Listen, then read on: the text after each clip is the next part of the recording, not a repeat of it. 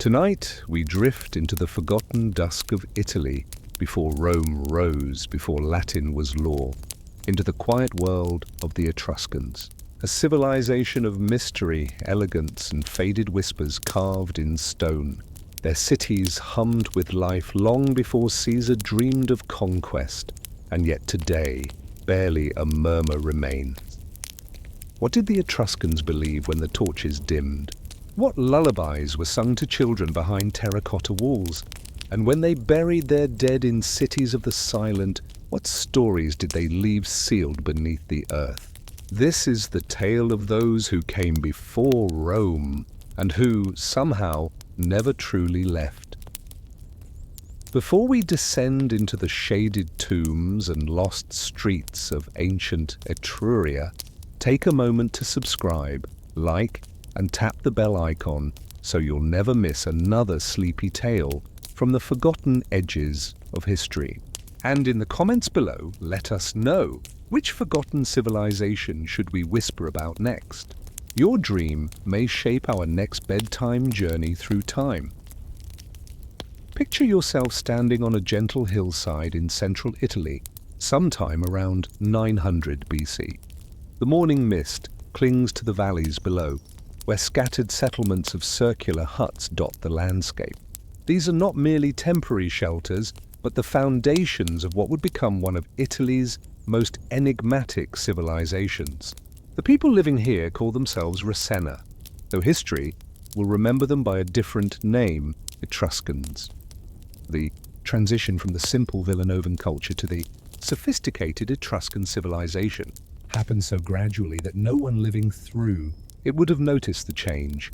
The circular wattle and daub huts with their conical thatched roofs gradually gave way to more permanent structures.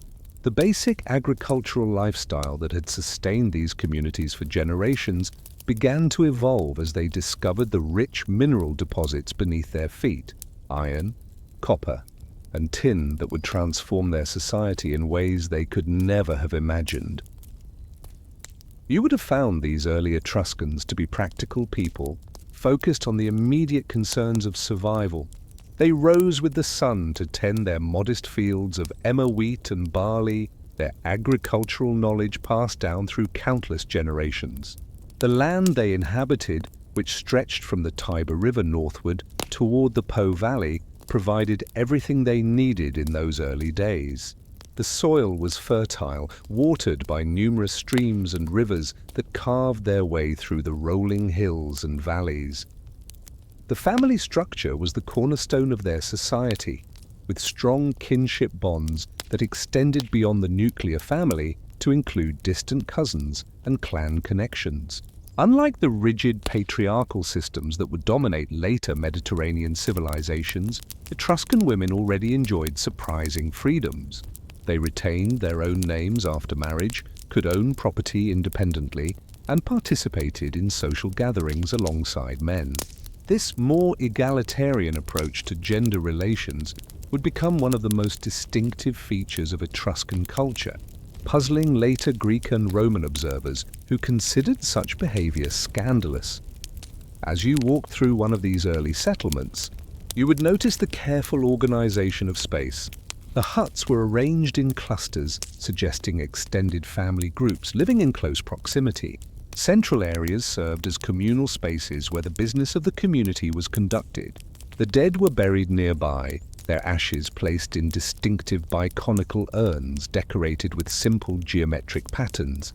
These were the hut urns that archaeologists would later discover, providing crucial evidence about Etruscan domestic architecture before any actual structures survived. The daily rhythm of life was predictable and seasonal. Winter brought the challenge of preserving food stores and maintaining warmth in the drafty huts. Spring meant preparing fields and planting crops. Summer was for tending and harvesting, while autumn required the crucial work of gathering and preserving for the cold months ahead. Through it all, the Etruscans developed their distinctive pottery, the impasto ware that served their everyday needs while gradually evolving into more sophisticated forms. What you wouldn't have seen in these early days was any indication that these humble farmers and Herders would soon become the Mediterranean's first superpower. There were no grand temples yet, no elaborate tombs, no evidence of the sophisticated urban planning that would characterize their later cities. The transformation from village to city-state, from subsistence farming to international trade, from local crafts to mass production, all of this lay in the future, waiting to be triggered by discoveries and innovations that would change everything.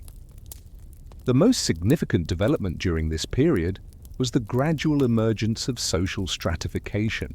While the early Villanovan communities appear to have been relatively egalitarian, certain families began to accumulate more wealth and influence than others.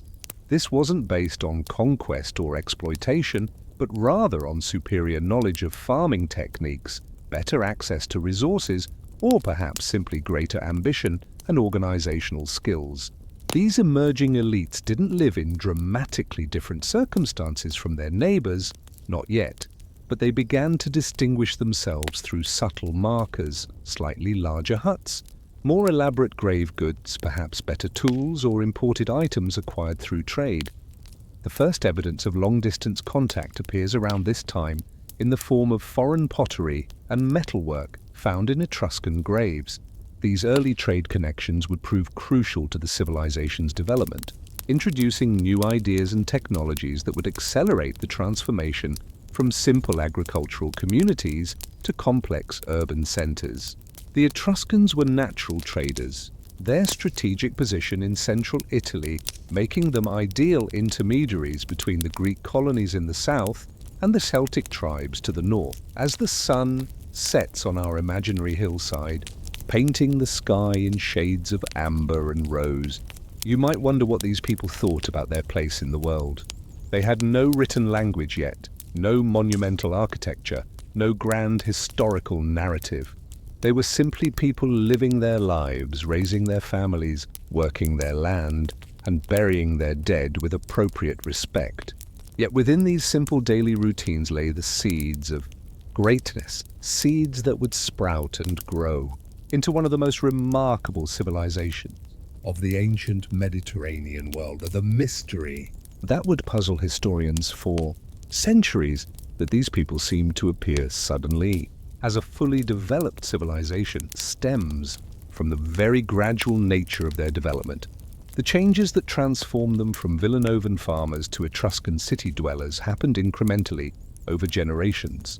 Each innovation built upon the previous, each adaptation responded to new opportunities or challenges, until one day they had become something entirely different from what they had been. The question that haunts their story is simple yet profound.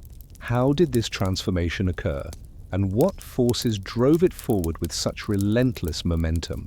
The transformation that would elevate these simple farming communities into one of the Mediterranean's great civilizations began with something as mundane as the quality of their soil.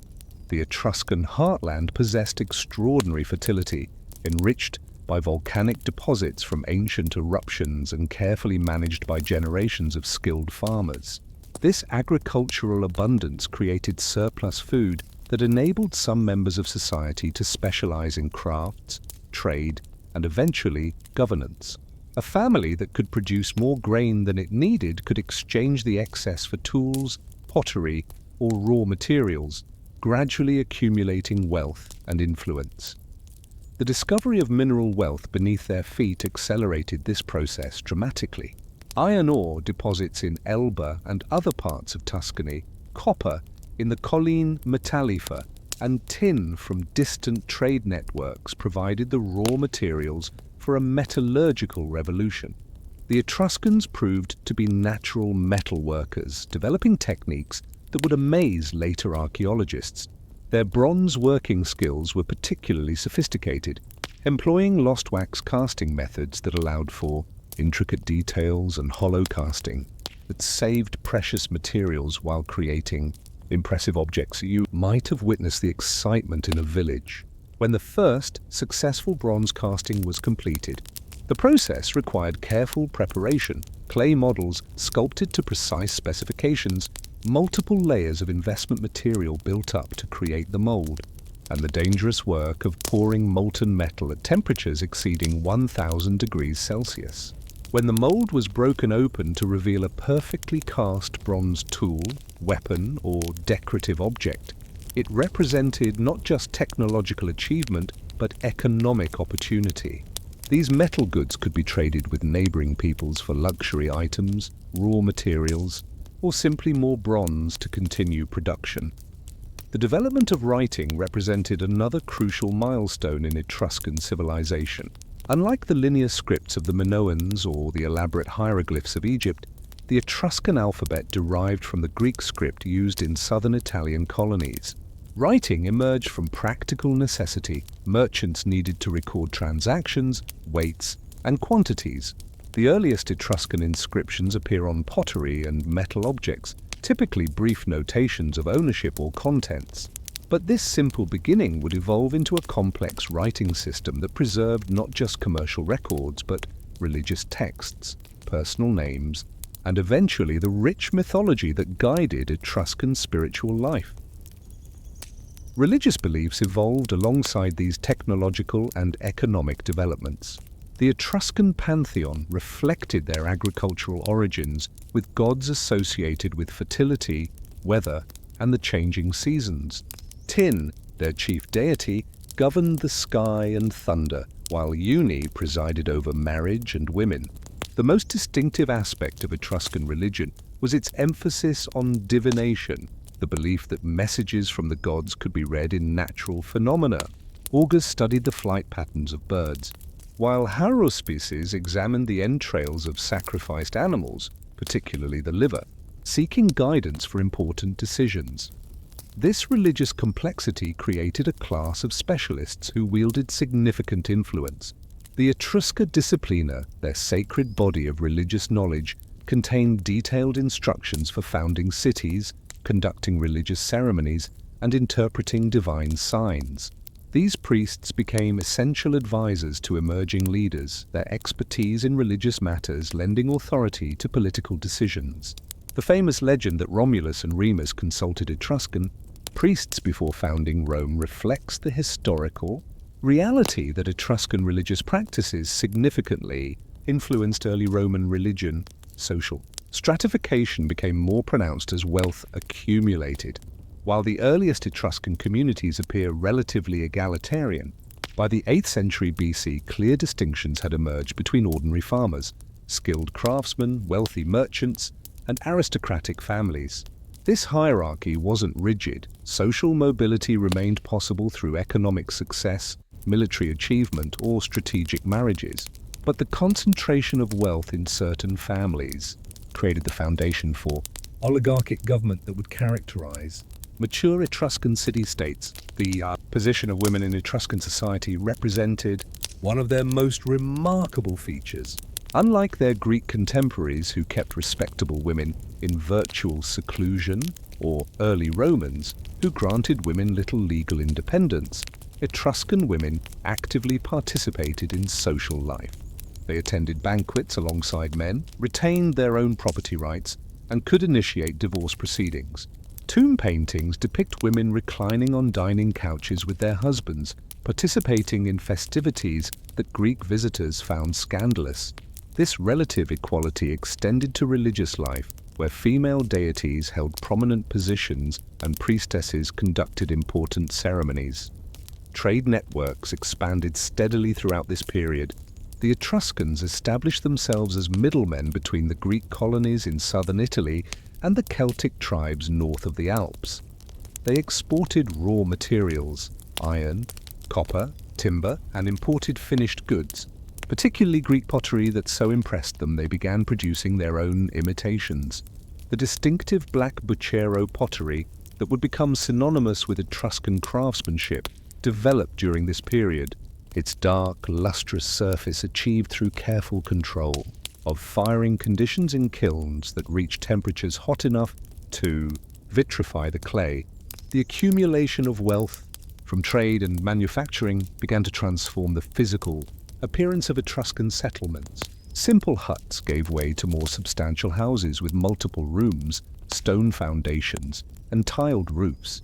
Streets were laid out with greater attention to planning, anticipating the sophisticated urban design that would characterize their later cities. Public spaces emerged where community meetings could be held and religious ceremonies conducted. These weren't yet the grand agoras of Greek cities or the forums of Rome, but they represented the first steps toward urban planning. As you observe these changes over several generations, you notice the gradual emergence of what historians call proto-urban characteristics. Settlements grew larger and more complex, their populations swelling with immigrants attracted by economic opportunities. Specialized craftsmen concentrated in particular areas, creating neighborhoods devoted to pottery production, metalworking, or textile manufacturing. The first defensive walls appear, simple earthworks that would evolve into the sophisticated fortifications that impressed later observers, the foundation myths that would later explain the origins of Etruscan civilization began to take shape during this period. The story that they were descended from settlers who arrived by sea from Lydia in Asia Minor, attributed to Herodotus, but probably reflecting much older traditions, provided a noble ancestry that distinguished them from the surrounding Italic peoples. Whether this migration actually occurred remains debated by modern scholars, but the story itself reflects the Etruscans' awareness of their distinctiveness and their desire to explain their unique language and customs.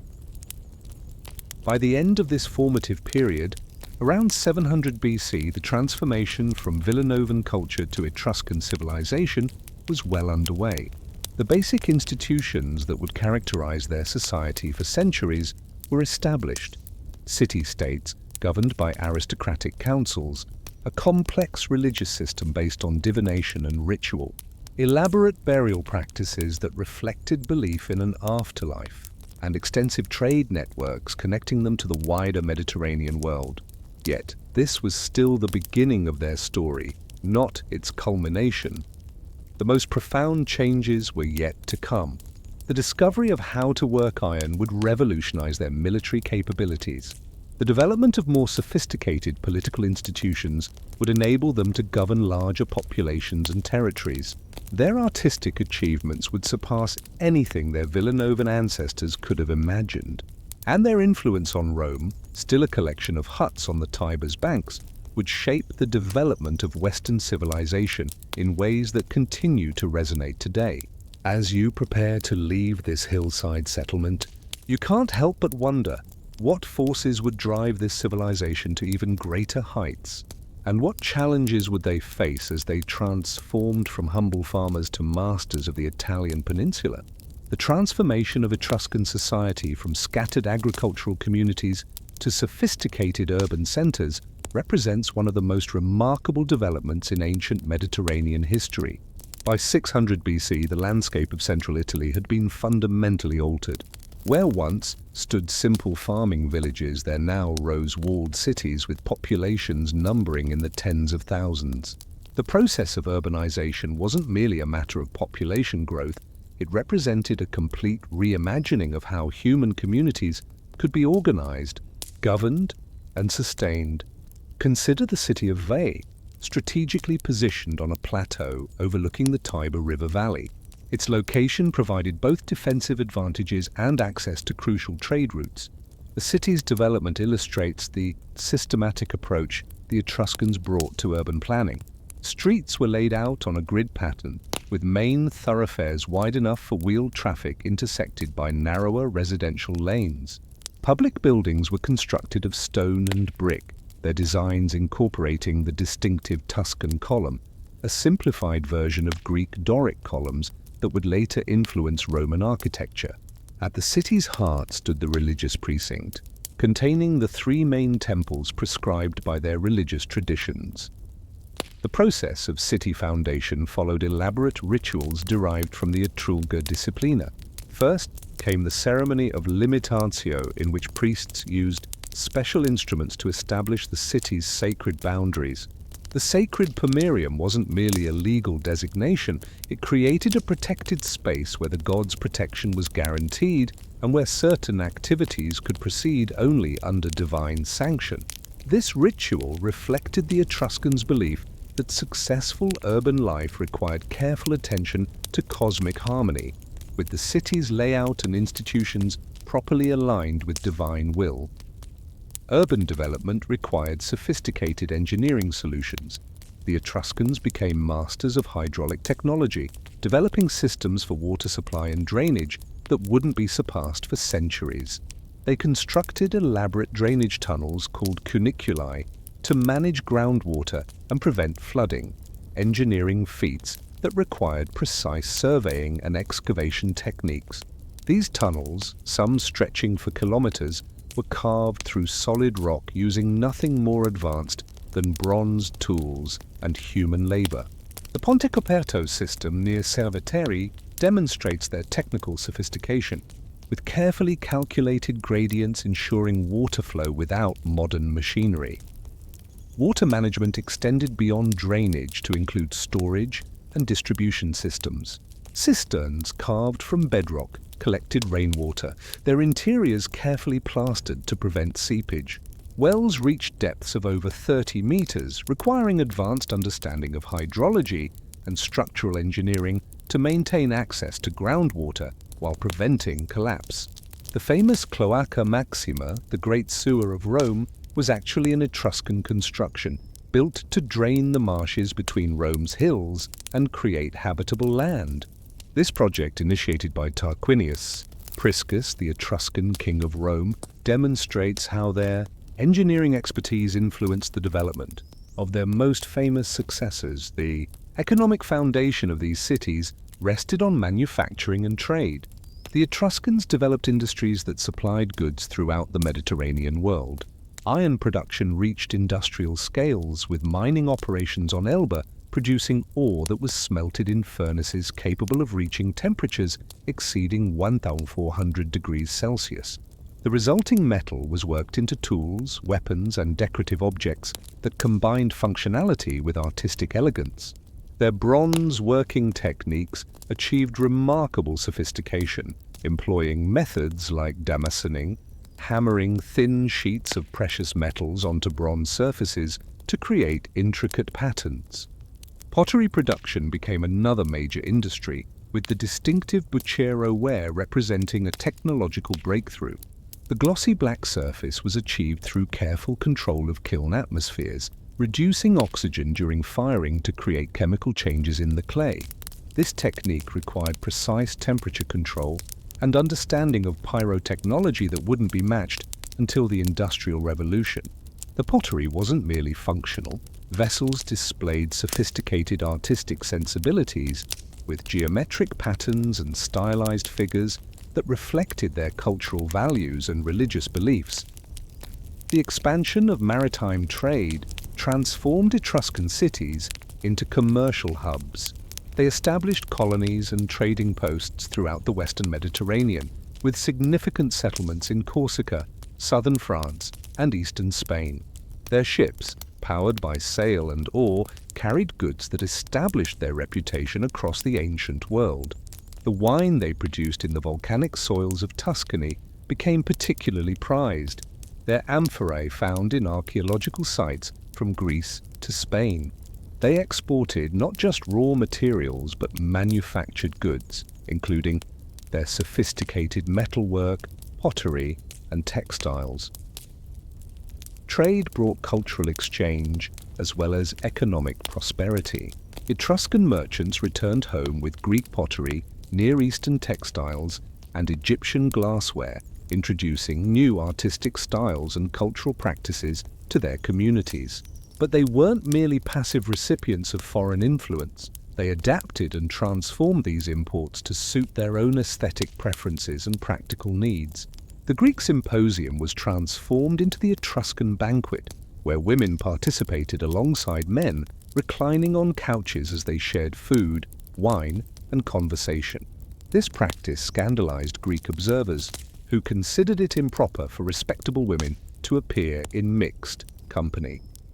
Religious institutions played a crucial role in maintaining social cohesion as cities grew larger and more complex. Each city maintained its own pantheon of gods, though certain deities appeared throughout Etruria. Tin, the thunder god, held universal importance, while Uni presided over marriage and family life. But local cults also developed, with specific gods protecting particular cities or clans. The famous statue of Apollo from Veii, dating to around 510 BC, demonstrates how Etruscan artists adapted Greek models while maintaining distinctly local characteristics. The figure strides forward with energy and purpose, its terracotta construction allowing for dramatic poses impossible in stone. Priestly colleges organized religious practice and maintained the knowledge contained in the sacred texts. These specialists studied the complex relationships between gods and humans, developing elaborate rituals designed to maintain cosmic harmony.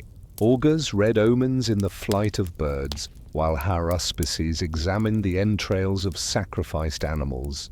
The liver held particular significance, its various sections corresponding to different aspects of human life and divine will.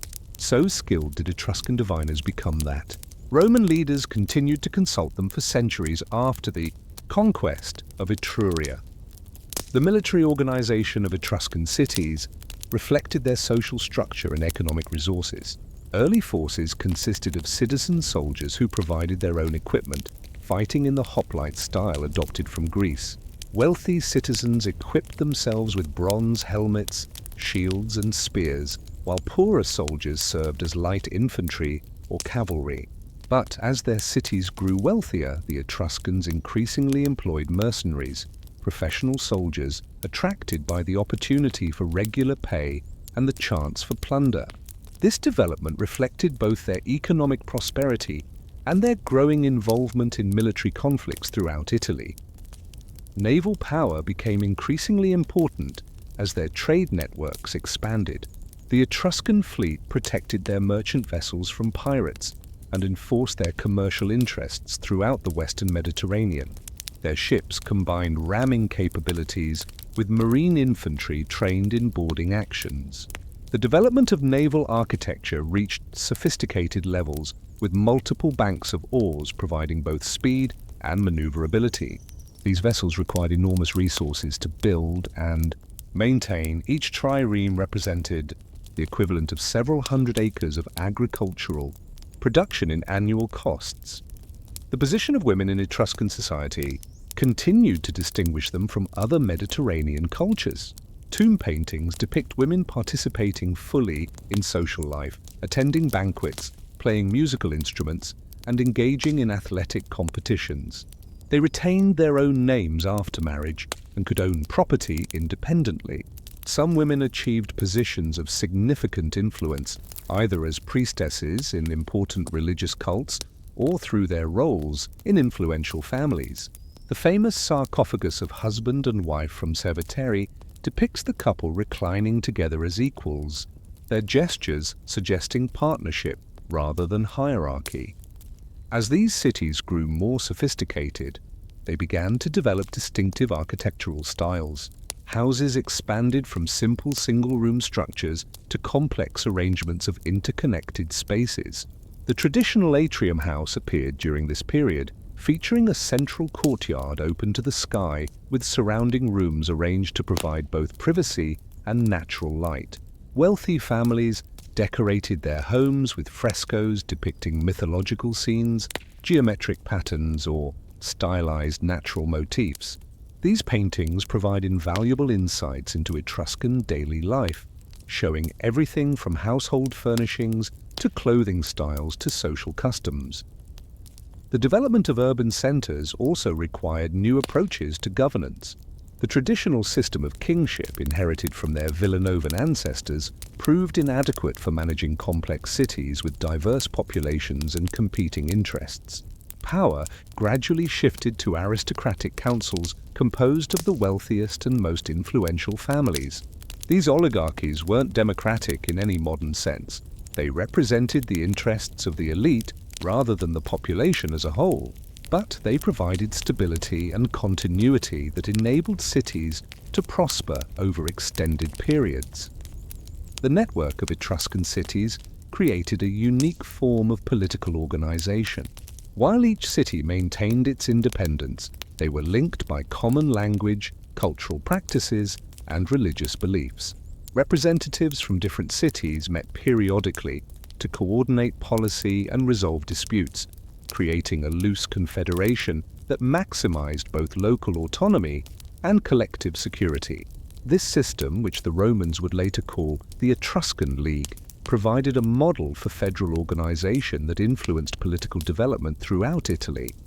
As you walk through one of these cities around 550 BC, you would witness a civilization at the height of its power and sophistication. The streets bustled with merchants selling imported goods from throughout the Mediterranean. Craft workshops produced goods that would be traded as far away as Spain and Egypt. Religious ceremonies proceeded according to ancient rituals, while new ideas from abroad were adapted to local conditions. The Etruscans had achieved something remarkable.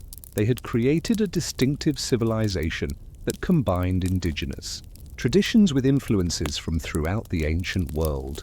Yet their greatest triumphs and most severe challenges still lay ahead, as the expansion of their power would inevitably bring them into conflict with neighboring peoples who resented their dominance. The question that would determine their future was whether their sophisticated culture could compete with the military might and political organization of the emerging Roman state. What forces would ultimately determine whether Etruscan civilization would continue to flourish or fade into the historical shadows that were already beginning to gather? The period from 550 to 450 BC represents what historians call the Etruscan Golden Age, a time when their influence extended from the Po Valley in the north to the Bay of Naples in the south. During these decades, Etruscan civilization reached its peak in terms of territorial control, economic prosperity, and cultural achievement. Yet this zenith also contained the seeds of their eventual decline, as the very success that brought them power would create the conditions for their downfall. Understanding this paradox requires examining both their greatest achievements and the mounting pressures that would ultimately overwhelm their sophisticated society. The expansion of Etruscan power followed predictable patterns established by earlier civilizations. Military conquest provided the initial opportunity for territorial growth, but cultural assimilation and economic integration proved more effective for long-term control. The Etruscans excelled at identifying and exploiting local resources, establishing systems of tribute and trade that enriched both conquerors and conquered. When they expanded into the Po Valley, for example, they didn't simply extract resources, they developed the region's agricultural potential, established new trade routes, and created urban centers that replicated their own political and religious institutions. The city of Marzabotto, founded in the northern Apennines around 500 BC, demonstrates their sophisticated approach to urban planning. The city was laid out on a strict grid pattern with streets oriented cardinally, creating a harmonious relationship between human settlement and cosmic order. Drainage channels ran beneath the streets, carrying away wastewater and preventing the accumulation of stagnant pools that could breed disease. The placement of temples, public buildings, and residential areas followed principles derived from their religious traditions, with sacred spaces carefully separated from commercial and domestic activities. Artistic achievement during this period reached levels that would influence European aesthetics for centuries. The tomb paintings from Tarquinia, created between 550 and 400 BC, represent the largest collection of ancient painting to survive from the pre-Roman Mediterranean world. These frescoes depict a world of remarkable sophistication and pleasure. Scenes of banqueting show men and women reclining together on couches, sharing food and wine, while musicians play stringed instruments similar to lyres. Dancers move across the walls with graceful gestures, their flowing garments painted in vibrant colors that have somehow survived the passage of 25 centuries. The Tomb of the Leopards, dating to around 480 BC, exemplifies the artistic sophistication achieved during this period. The painted room depicts a symposium in progress, with elegantly dressed figures reclining beneath trees, while leopards climb among the branches above them. The attention to detail is extraordinary. Individual garments show intricate patterns, musical instruments are accurately rendered, and the expressions on the figures' faces convey distinct personalities. What makes these paintings particularly valuable is their documentary function. They provide detailed information about Etruscan clothing, furniture, social customs, and even hairstyles that would otherwise be lost to history. The economic prosperity that supported such artistic achievement rested on several interconnected industries. Metalworking remained central to their economy, but the scale and sophistication of production increased dramatically. Mining operations expanded to exploit newly discovered deposits, while smelting techniques improved to handle larger volumes of ore. The famous bronze mirrors produced during this period demonstrate their technical mastery. These objects required precise control of alloy composition, careful casting to achieve thin, uniform sections, and detailed engraving that created complex, narrative scenes on surfaces less than a millimeter thick. Shipbuilding emerged as another crucial industry as their maritime trade expanded. The construction of a single merchant vessel required enormous resources: mature timber for the hull, flax or hemp for sails and rigging, iron for fittings and anchors, tar and pitch for waterproofing, plus skilled labor from multiple crafts. A large merchant ship represented the equivalent of several years' agricultural production from a family farm, making shipbuilding and operation the exclusive preserve of wealthy families or consortiums. The development of port facilities service, these vessels created new economic opportunities, from warehouse construction to commercial banking. Agricultural innovation continued to support population growth and urban development. The Etruscans developed sophisticated techniques for soil management, including crop rotation, irrigation, and fertilization methods that maintained soil fertility despite intensive cultivation. They introduced new crops, including varieties of grapes and olives, particularly suited to the Tuscan climate. The famous Chianti region, now renowned for its wine production, was first developed during this period when Etruscan farmers recognized the potential of its south-facing slopes and well-drained soils. Religious institutions reached new levels of complexity and influence. The establishment of oracle sites throughout Etruria created networks of pilgrimage that promoted cultural unity while generating significant economic activity. The famous sanctuary at Pergi, located near modern-day Santa Severa, served as a major religious center where people from throughout Etruria gathered for festivals and consultations with priests. Archaeological excavations have revealed enormous quantities of votive offerings, bronze statues, ceramic vessels, jewelry, and other precious objects left by worshippers seeking divine favor. The priestly colleges that administered these sacred sites accumulated substantial wealth and political influence. They controlled access to religious texts, interpreted omens, and supervised the rituals that were believed to maintain cosmic harmony. Their expertise in divination was sought by foreign leaders as well as their own people. Roman generals continued to consult Etruscan priests for centuries after the conquest of Etruria. The famous Sibylline books consulted by Roman leaders during times of crisis were actually Etruscan in origin, purchased from the Cumaean Sibyl according to Roman tradition. The military organization of Etruscan cities evolved to meet changing strategic requirements. The traditional citizen-soldier system proved inadequate for extended campaigns far from home, leading to increased reliance on professional mercenaries.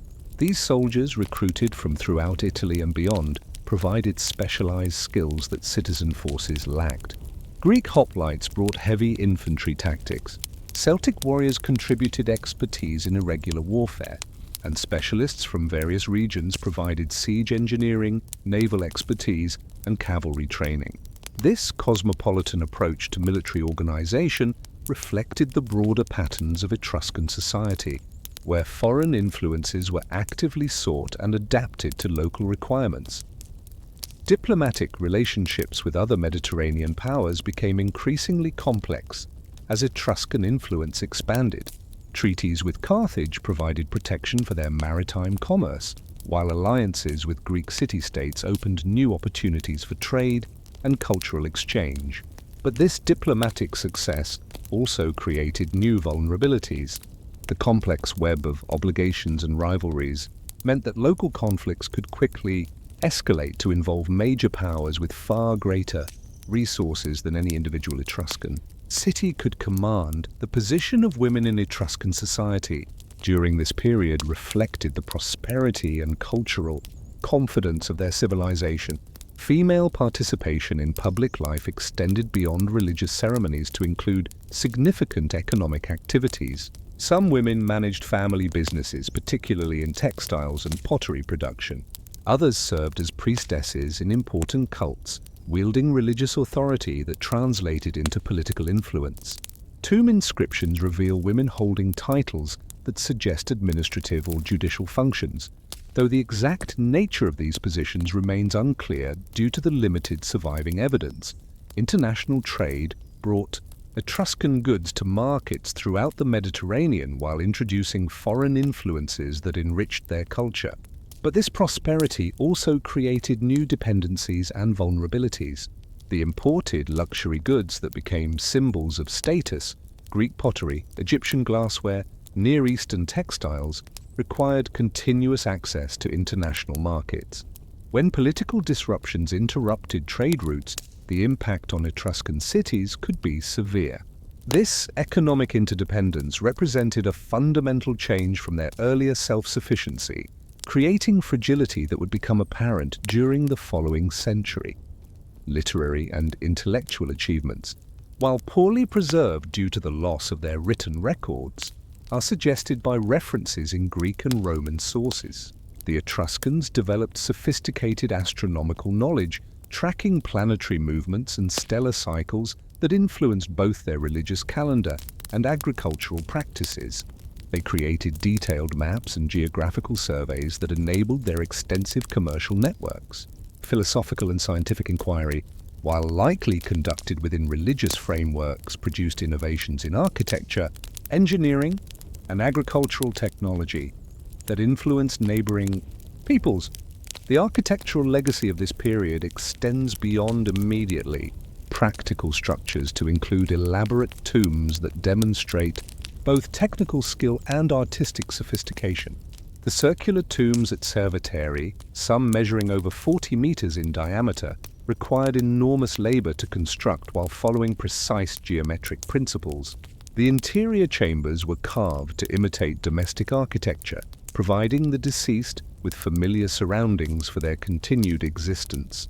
Stone benches, carved altars, and decorative details created environments that blurred the distinction between life and death in ways that reflect their complex beliefs about the afterlife. As you survey an Etruscan city around 450 BC, you witness a civilization that has achieved remarkable success in virtually every aspect of human endeavor. Their cities are well-planned and prosperous. Their artistic achievements rival those of any contemporary culture. Their religious institutions command respect throughout Italy, and their commercial networks extend from the Atlantic to the Adriatic. Yet beneath this surface of success, structural problems were beginning to emerge. The very complexity that enabled their achievements was creating internal tensions that would prove difficult to resolve. The question that would determine their future was whether their sophisticated civilization could adapt to changing circumstances, or whether success itself had created the conditions for their eventual decline. What forces were gathering that would challenge the foundations of their power, and how would they respond when their golden age gave way to more difficult times? The morning sun filters through the opening in the atrium roof, creating a shaft of golden light that slowly illuminates the interior of a prosperous Etruscan home. It's just past dawn, and the household is already stirring with the careful choreography of daily routines that have remained essentially unchanged for generations. You find yourself observing this scene not as an intruder, but as an invisible witness to the ordinary moments that made up the fabric of Etruscan life, moments that would have seemed utterly unremarkable to the people living them, yet which provide us with our most intimate glimpses of this lost civilization. The house itself tells a story of Etruscan architectural evolution. Built around 500 BC, it represents the mature development of domestic architecture that began with simple wattle and daub huts and evolved into sophisticated multi-room dwellings. The atrium, open to the sky at its center, serves as the house's heart, a place where family life, religious observance, and economic activity converge. The shallow impluvium in the floor collects rainwater that channels through the compluvium overhead, providing both practical water storage and a connection to the sky that Etruscans considered essential for maintaining contact with their gods. The head of the household, a merchant named Veltha, rises from his sleeping couch in the main bedroom adjacent to the atrium. His wife, Ramtha, follows shortly after, their movement suggesting the comfortable familiarity of a long marriage. Unlike Greek or Roman women of equivalent social standing, Ramtha moves freely through the house without the need for female attendance or male permission. She supervises the household slaves as they prepare the morning meal, her authority derived from Etruscan customs that grant married women unusual independence. Her jewelry, a gold fibula securing her mantle, and bronze bracelets carved with geometric patterns, indicates her family's prosperity while following styles that have been fashionable for several generations. The kitchen area occupies a separate wing of the house, its location chosen to minimize fire risk while remaining accessible to the main living spaces. Slaves tend cooking fires built on raised hearths, their movements practiced and efficient. The morning meal consists of bread made from emmer wheat, goat cheese produced by local shepherds, olives preserved in brine, and watered wine sweetened with honey. Etruscan cuisine reflects both local agricultural products and imported ingredients acquired through trade networks extending to Greece, North Africa, and the Eastern Mediterranean.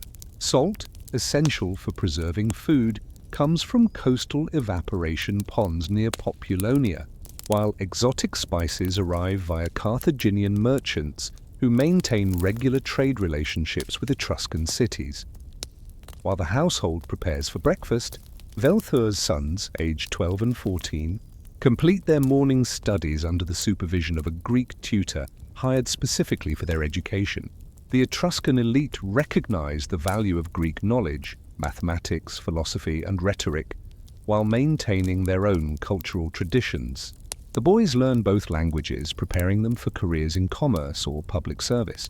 Their education includes Etruscan history and religious practices, ensuring they understand their responsibilities as future citizens of their city-state. Unlike Roman education, which emphasized military training from an early age, Etruscan schooling balanced intellectual development with practical skills like accounting, navigation, and social etiquette. The youngest children, 2 daughters aged 8 and 10, remain under their mother's supervision, learning domestic skills that will prepare them for their adult roles. But their education extends beyond textile production and household management. Ramtha ensures they learn reading and writing, mathematical calculations for commercial transactions, and the complex protocol required for participation in religious ceremonies. These girls will grow up to manage substantial properties and participate in social events that require sophisticated knowledge of etiquette, a far cry from the limited education provided to Greek or Roman girls of equivalent social standing. As the family gathers for breakfast in the triclinium, the social dynamics reflect Etruscan attitudes toward family relationships that surprised Greek visitors. The children join their parents at table, sitting rather than reclining as adults would during formal banquets. Conversation flows freely between all family members, with girls contributing to discussions about household management and neighborhood gossip. This informality extended to relationships between masters and slaves. Etruscan households typically maintained closer personal relationships with their servile population than was common elsewhere in the ancient Mediterranean world. The morning's business activities begin as Velthur receives visitors in the atrium, which serves as both reception area and home office. His first appointment is with a merchant from Velathri who brings samples of bronze mirrors decorated with engraved scenes from Greek mythology. These luxury items represent significant investment opportunities. The market for high-quality metalwork extends throughout Italy and beyond. The two men discuss pricing, delivery schedules, and potential trade routes while Ramtha oversees serving refreshments. Her presence isn't merely ceremonial, she understands the commercial details being discussed and will participate in decisions regarding household investments. The transaction illustrates several aspects of Etruscan commercial practice. Trade relationships were typically organized around personal connections between family heads, creating networks of mutual obligation that could span generations. Credit arrangements allowed merchants to conduct business without carrying large quantities of precious metals, reducing the risks associated with travel while enabling more complex commercial operations. The bronze mirrors themselves demonstrate Etruscan technical sophistication. They were cast using the lost wax technique, then hammered to create thin, resilient surfaces suitable for detailed engraving that wouldn't shatter like imported Greek examples. By mid-morning, Velthur departs for the city's commercial district, located near the main gate where travelers and merchants naturally congregate. The journey through city streets provides opportunities to observe urban life in its daily routine. Shopkeepers arrange their goods, pottery, textiles, metalwork, and imported luxury items, while craftsmen work in open workshops where customers can observe production techniques. The quality of Etruscan workmanship has earned international reputation, with foreign merchants specifically seeking their goods for markets as distant as Carthage and the Greek colonies in Spain. The city's infrastructure reflects careful planning and substantial investment in public works. Stone-paved streets include drainage channels that carry away stormwater, while underground sewage systems handle waste disposal. Public fountains provide clean water from cisterns supplied by aqueducts constructed using Etruscan hydraulic engineering techniques. These facilities aren't merely practical, they represent the civic pride and collective organization that distinguishes urban from rural life. The maintenance of public spaces requires ongoing cooperation between city officials, wealthy citizens who fund improvements, and ordinary residents who benefit from enhanced amenities. Velthur's commercial activities occupy him until midday, when business pauses for the principal meal. Unlike Greek practice, which emphasized the evening symposium, Etruscans typically took their main meal in early afternoon, allowing time for proper digestion before evening social activities. The meal, likely taken at a commercial establishment rather than returning home, illustrates how urban life has transformed traditional patterns. Restaurant owners specialize in providing meals for merchants and craftsmen whose work keeps them away from their households during daylight hours, creating new economic niches that support the city's growing population. The afternoon brings visits to various workshops where orders are being filled or new products are under development. Metalworking establishments operate small furnaces that achieve temperatures sufficient for bronze casting, while pottery kilns produce the distinctive black bucero ware that has become synonymous with Etruscan craftsmanship. These visits aren't merely commercial, they provide opportunities to assess technological innovations, identify promising young craftsmen, and maintain the personal relationships that form the foundation of Etruscan business practice. Velthur's knowledge of production techniques and his ability to assess quality give him advantages in negotiating prices and delivery schedules. Religious observance forms an integral part of daily routine, though not always through formal temple visits. Small household shrines provide opportunities for regular communication with protective deities, while offerings of food and wine maintain relationships with ancestral spirits. The Etruscan belief system emphasizes maintaining harmony with supernatural forces that influence daily life, from the laos who protect household boundaries to specialized gods who govern commercial activities. These observances aren't particularly time-consuming, but reflect the integration of sacred and secular aspects of life that characterizes Etruscan Culture. The return home in late afternoon brings the family together for the evening meal, which typically includes more elaborate dishes prepared by household slaves under Ramtha's supervision. Etruscan cuisine has achieved sophistication through access to imported ingredients and the development of specialized cooking techniques. Fish sauce made from fermented anchovies provides the umami flavor essential to many dishes, while herbs and spices from distant markets create complex flavor profiles unknown to their Roman neighbors. Wine production has achieved particular excellence. The volcanic soils of Tuscany produce grapes with distinctive characteristics that support both local consumption and export markets. As evening approaches, the household prepares for social activities that might include hosting guests or attending events elsewhere in the city. Etruscan society emphasizes hospitality and social networking, with regular gatherings that reinforce business relationships, political alliances, and family connections. Women participate fully in these activities, their presence at banquets and social events reflecting the greater social freedom characteristic of Etruscan culture. Ramtha's ability to manage these social obligations while supervising household operations demonstrates the complexity of elite women's roles in Etruscan society. The day's conclusion involves rituals that prepare household members for rest while acknowledging the spiritual dimensions of domestic life. Slaves secure doors and windows, banking fires that will be needed for morning meals while preventing accidental conflagrations. Final offerings at household shrines thank protective deities for their guardianship during the day while requesting continued favor through the night.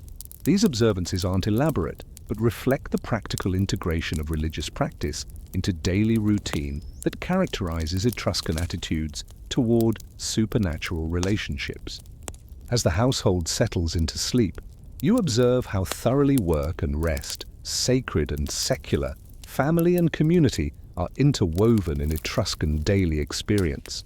The household you've watched represents the successful adaptation of traditional agricultural life to urban circumstances, creating new forms of social organization while maintaining essential cultural values. The prosperity visible in their possessions, the sophistication apparent in their routines, and the confidence evident in their relationships reflect a civilization that has achieved stability and success through generations of careful development. Yet, this apparent stability contains elements that will prove more vulnerable than they appear. The prosperity that supports their comfortable lifestyle depends on complex trade networks and political relationships that extend far beyond their immediate control. The social freedoms that distinguish them from neighboring peoples will provoke hostile reactions from more conservative societies. The religious practices that provide meaning and structure to their lives will face competition from foreign cults and philosophical systems.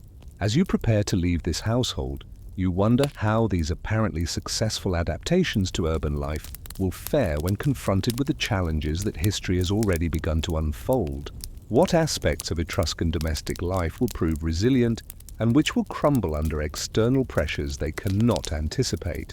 The Etruscan economy represented far more than simple subsistence farming expanded to urban scale.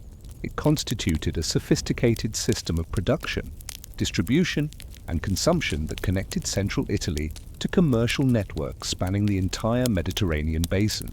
Understanding how this economic system functioned requires following the flow of goods from primary production through various stages of processing to final consumption, while recognizing how the movement of materials, people, and ideas created relationships that extended far beyond simple commercial transactions. You find yourself tracing these networks not as a modern economist analyzing abstract data, but as a contemporary observer witnessing the intricate choreography of economic relationships that sustained Etruscan civilization. The foundation of Etruscan prosperity rested on their extraordinary natural resources, but transforming these gifts from the earth into marketable products required sophisticated technical knowledge and organizational skill. The iron ore deposits on Elba represent perhaps their most crucial asset. These mines produced ore that was transformed into tools, weapons and decorative objects that found markets throughout the ancient world. The mining operations themselves required enormous investment in infrastructure, tunnels driven deep into hillsides, water-powered machinery for pumping and ventilation, and transportation systems capable of moving heavy ore from remote locations to processing facilities. The transformation of raw ore into finished products occurred in specialized manufacturing centers that represented early examples of industrial organization. Smelting furnaces reached temperatures exceeding 1,400 degrees Celsius, requiring careful fuel management and understanding of chemical processes invisible to the naked eye. The bellows that provided forced draft had to maintain consistent airflow for hours, while crucibles containing molten metal required protection from contamination that could ruin entire batches. The workers who mastered these techniques formed a skilled labor force that commanded premium wages and enjoyed social status unusual for craftsmen in ancient societies. Bronze production reached even higher levels of sophistication, combining copper from local sources with tin imported from as far away as Cornwall in Britain or the Erzgebirge Mountains in Central Europe.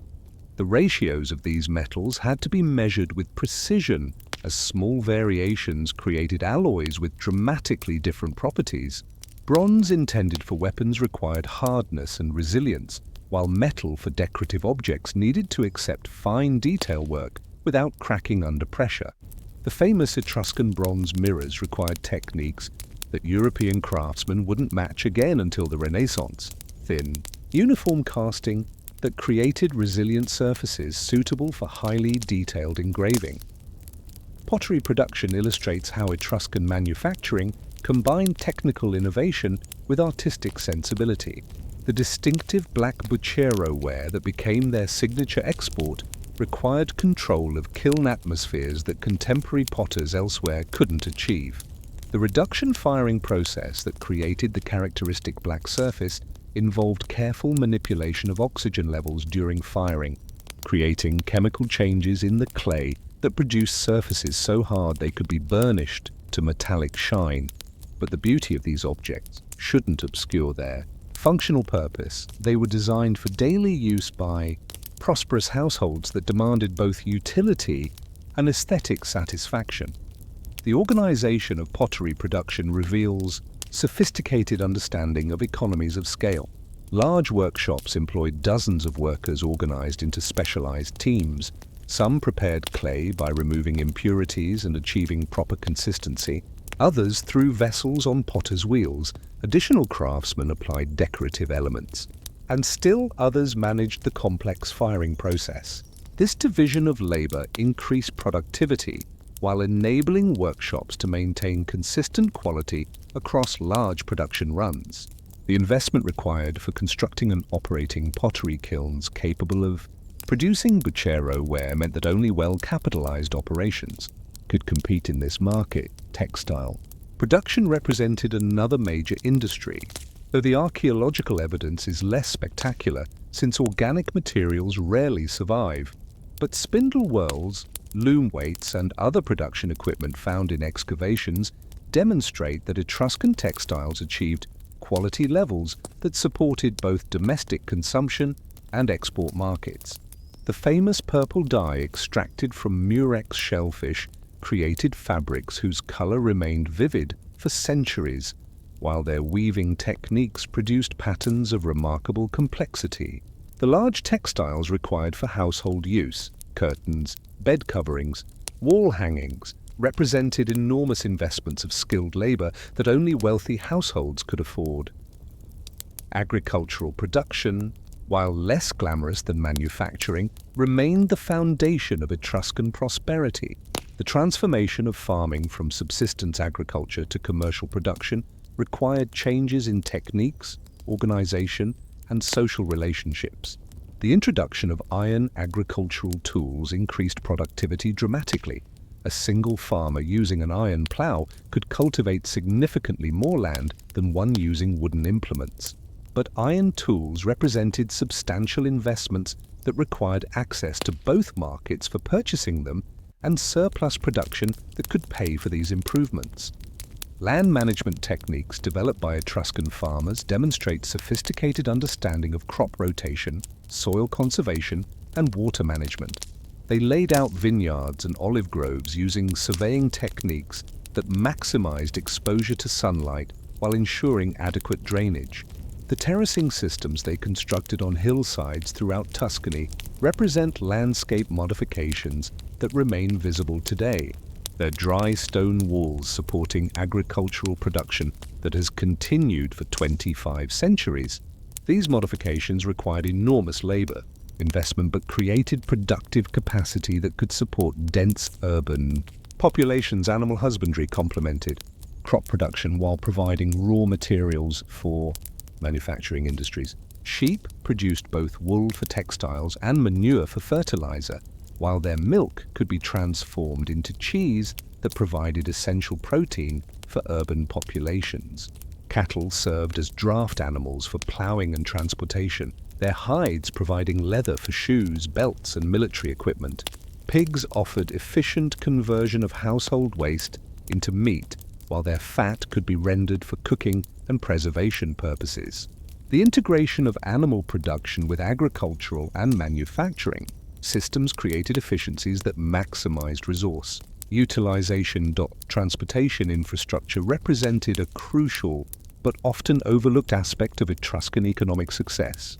The construction and maintenance of roads required ongoing investment in both materials and labor, but these networks enabled the movement of goods and people that made commercial society possible. Etruscan roads typically followed ridgelines to avoid the need for bridges across valleys, their surfaces paved with stone to provide all-weather access for wheeled vehicles. The engineering expertise demonstrated in their road construction influenced Roman road building techniques that would eventually connect the entire Mediterranean world. Maritime trade created opportunities for economic specialization that transformed coastal communities. The port of Perge, serving the city of Caire, developed into a major commercial center that handled goods from throughout the Mediterranean. Warehouses stored commodities awaiting shipment to other markets, while shipbuilding operations constructed vessels capable of carrying passengers and cargo to distant destinations. The skills required for navigation, cargo handling, and commercial negotiation created new categories of employment that supported population growth and urban development. Banking and credit systems evolved to support commercial transactions that exceeded the immediate resources of individual merchants. While surviving evidence is limited, references in Greek and Roman sources suggest that Etruscan merchants developed sophisticated financial instruments that enabled them to conduct business across great distances. Letters of credit reduced the need to transport precious metals, while partnership arrangements spread risks among multiple investors. The ability to mobilize capital for major trading expeditions gave Etruscan merchants advantages over competitors who lacked access to such financial resources. The integration of local production with international trade created wealth that supported urban development throughout Etruria. The proceeds from manufacturing and commerce funded the construction of public buildings, religious sanctuaries, and infrastructure improvements that made their cities among the most impressive in the Mediterranean world. But this prosperity also created vulnerabilities, as economic success depended on continued access to both raw materials and markets that lay beyond their direct control. The international networks that brought them wealth also exposed them to disruptions caused by political conflicts in distant regions. As you observe these economic activities proceeding throughout the day, you notice how thoroughly they depend on social relationships that extend far beyond simple market transactions.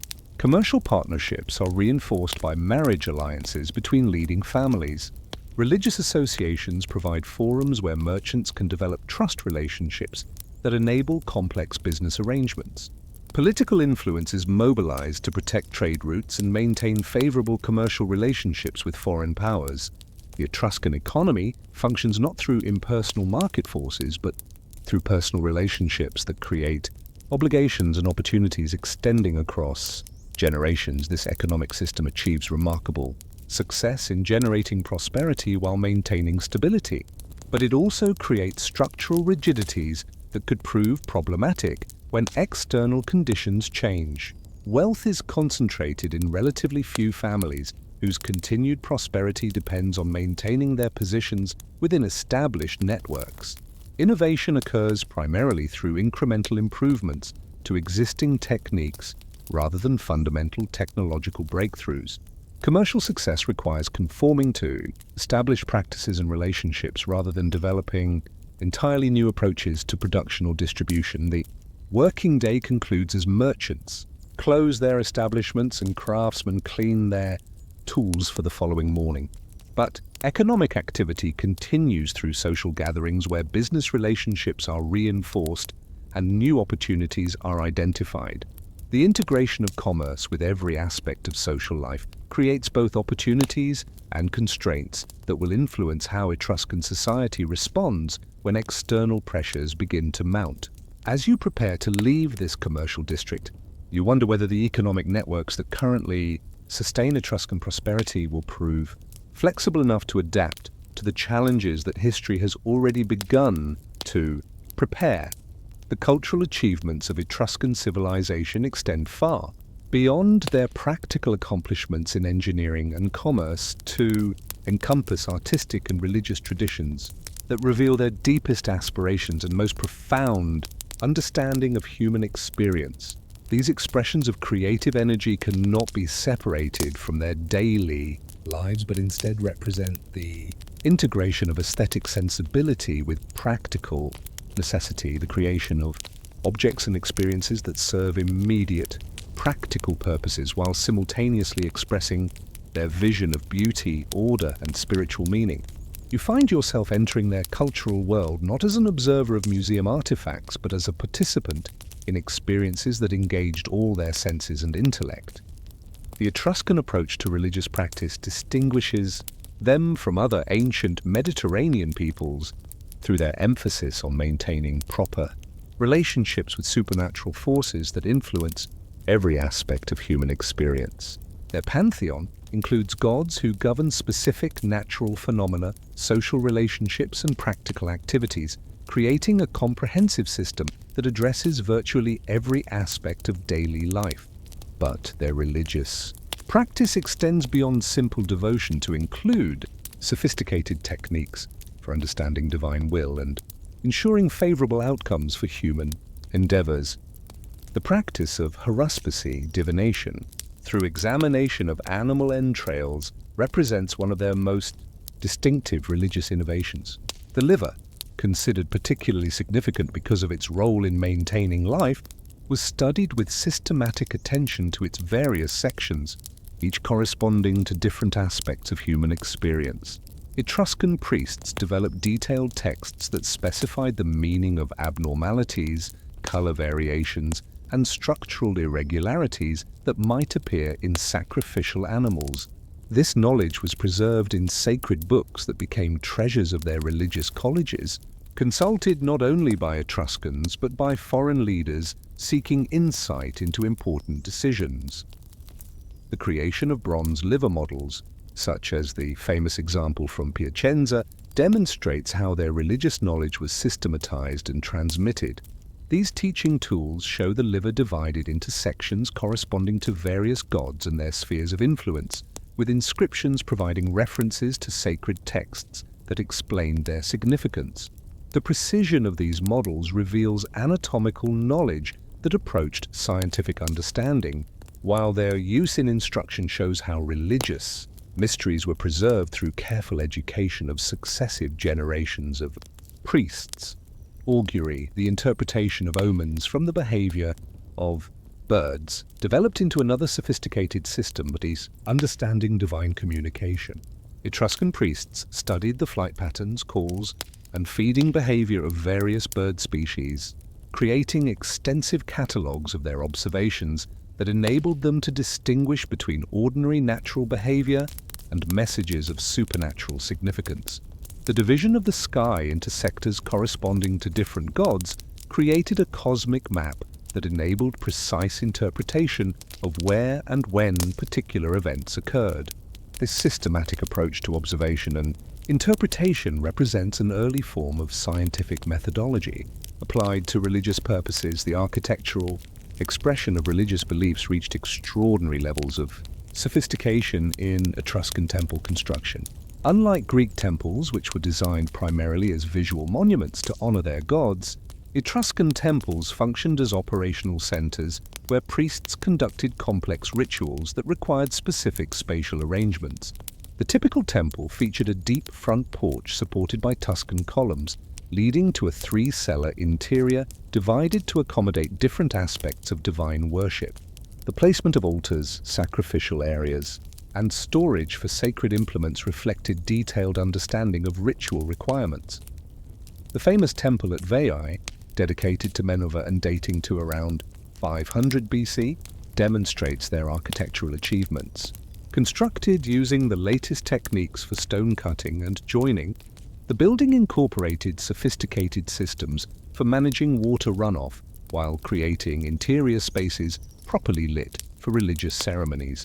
The terracotta decorations that adorned its roof and pediments represent some of the finest large-scale sculpture from the ancient Mediterranean world.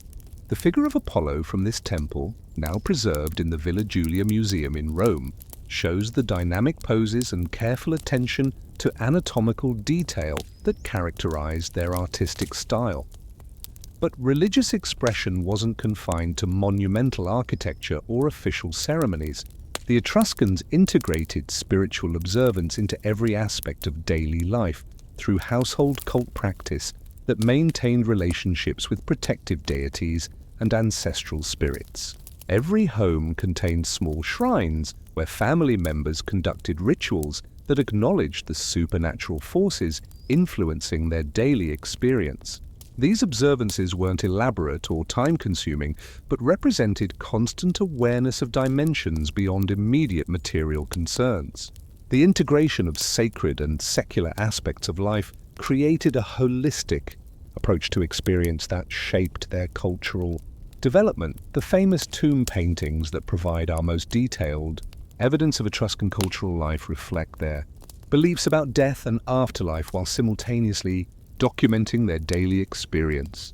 Unlike Egyptian tomb paintings, which typically depict idealized scenes from the afterlife, or Greek vase painting, which illustrates mythological events, Etruscan tomb decorations frequently portray episodes from daily life, rendered with remarkable attention to realistic detail. These paintings serve both as provisions for the afterlife and as historical documents that preserve information about their culture unavailable from any other source. The Tomb of Hunting and Fishing, dating to around 520 BC, illustrates how artistic achievement served religious purpose while creating aesthetic experiences of extraordinary beauty.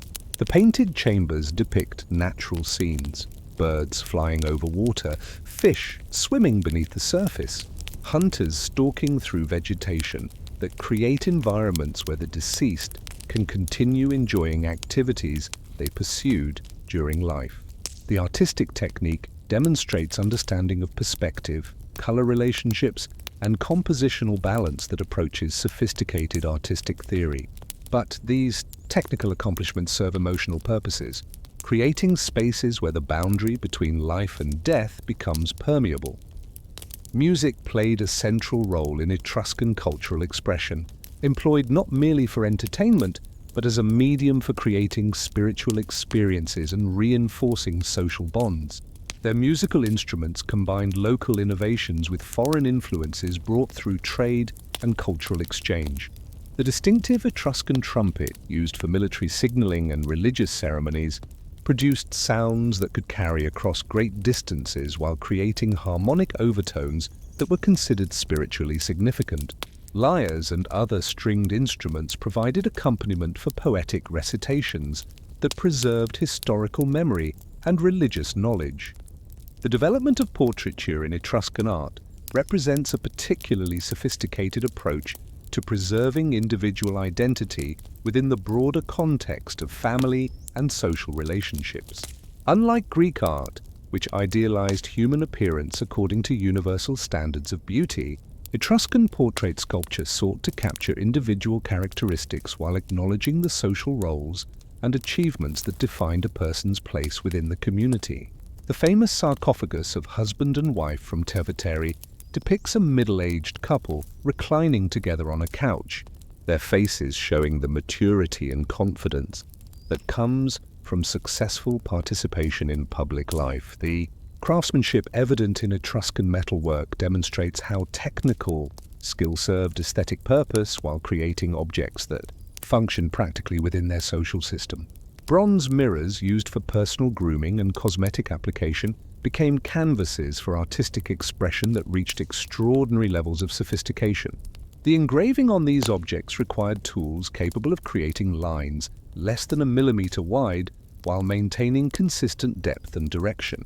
The scenes depicted mythological narratives, decorative patterns, and symbolic imagery reveal their artistic sensibility while providing information about their cultural values and religious beliefs. The production of jewelry represents another area where technical skills served aesthetic purpose while creating objects that functioned within their social system.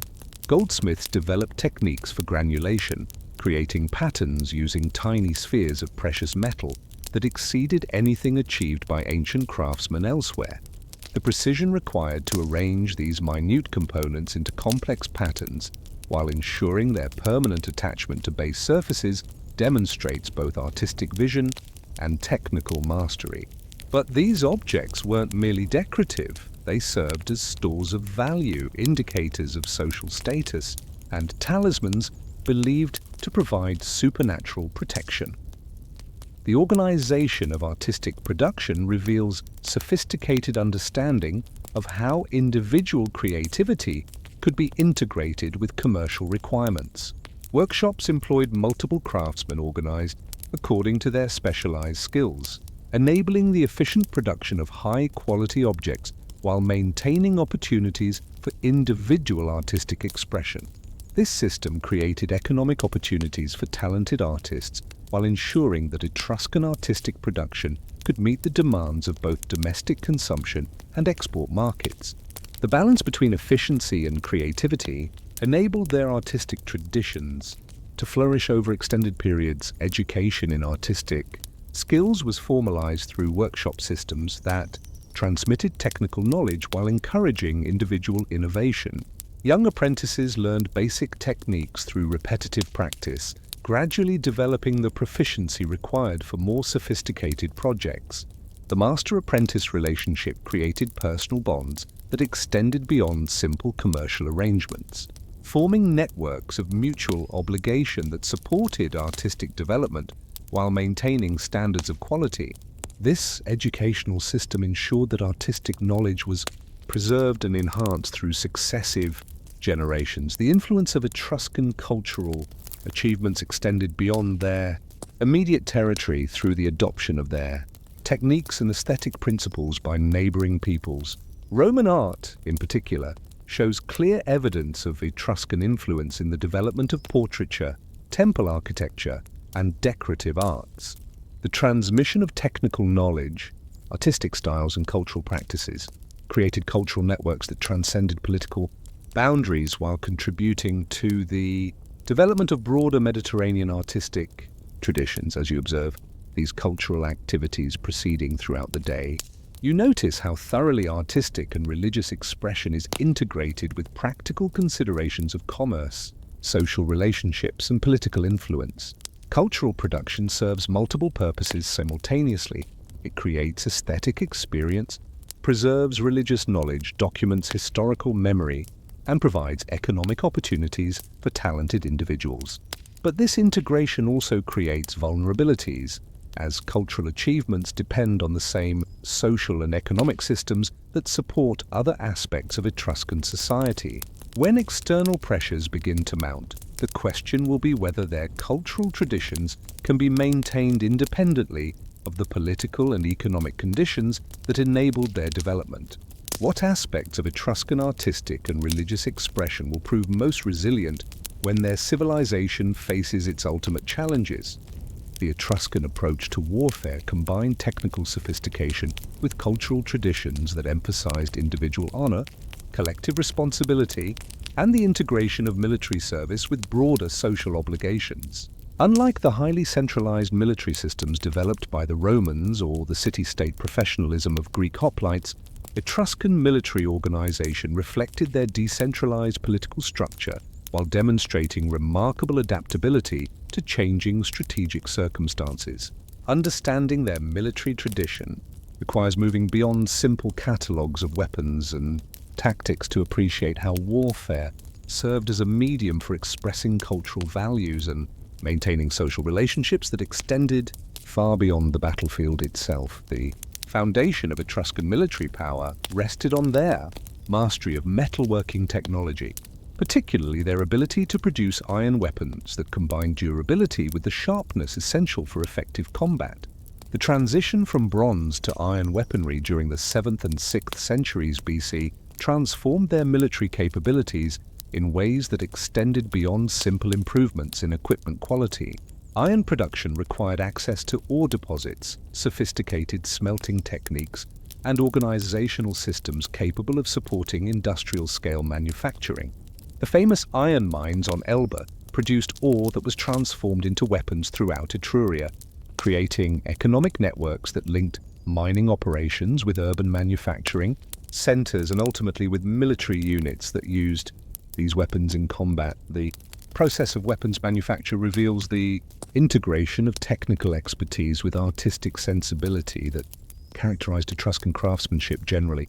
Swords were forged using techniques that created blades, combining flexibility with cutting power. Their iron cores provided strength while steel edges achieved the hardness required for maintaining sharpness through repeated use. But these weapons weren't merely functional objects. Handles were wrapped with wire in intricate patterns.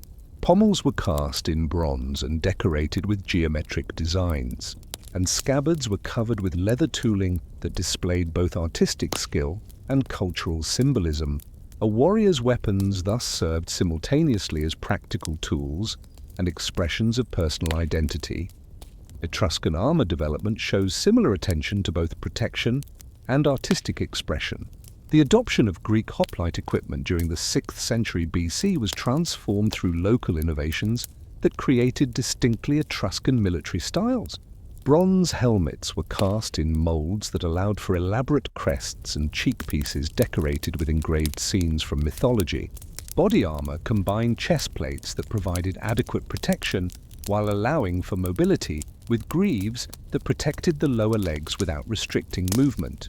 The famous Etruscan bronze shield, smaller and lighter than Greek examples, enabled more mobile combat, techniques that proved effective in the hilly terrain of central Italy. Military organization reflected their social structure while adapting principles learned from foreign military traditions. Early Etruscan armies consisted of citizen soldiers who provided their own equipment and served during seasonal campaigns that avoided interfering with agricultural obligations. This system created military forces that were motivated by defense of their own communities while limiting their availability for extended campaigns far from home. The wealthier citizens who could afford complete hoplite equipment formed the heavy infantry corps, while poorer citizens served as light infantry or cavalry using weapons appropriate to their economic capabilities. The development of professional military service during the 5th century BC represented a fundamental transformation in both military capability and social organization. Wealthy Etruscan cities increasingly employed mercenary soldiers who provided specialized skills that citizen militias couldn't match. Greek hoplites brought heavy infantry techniques honed through generations of intercity warfare. Celtic warriors from the Po Valley contributed expertise in irregular combat that proved effective against Roman forces using traditional formation fighting. Specialist troops, including archers, slingers, and engineers, provided capabilities that enabled Etruscans to conduct siege operations and defend fortified positions against determined attackers.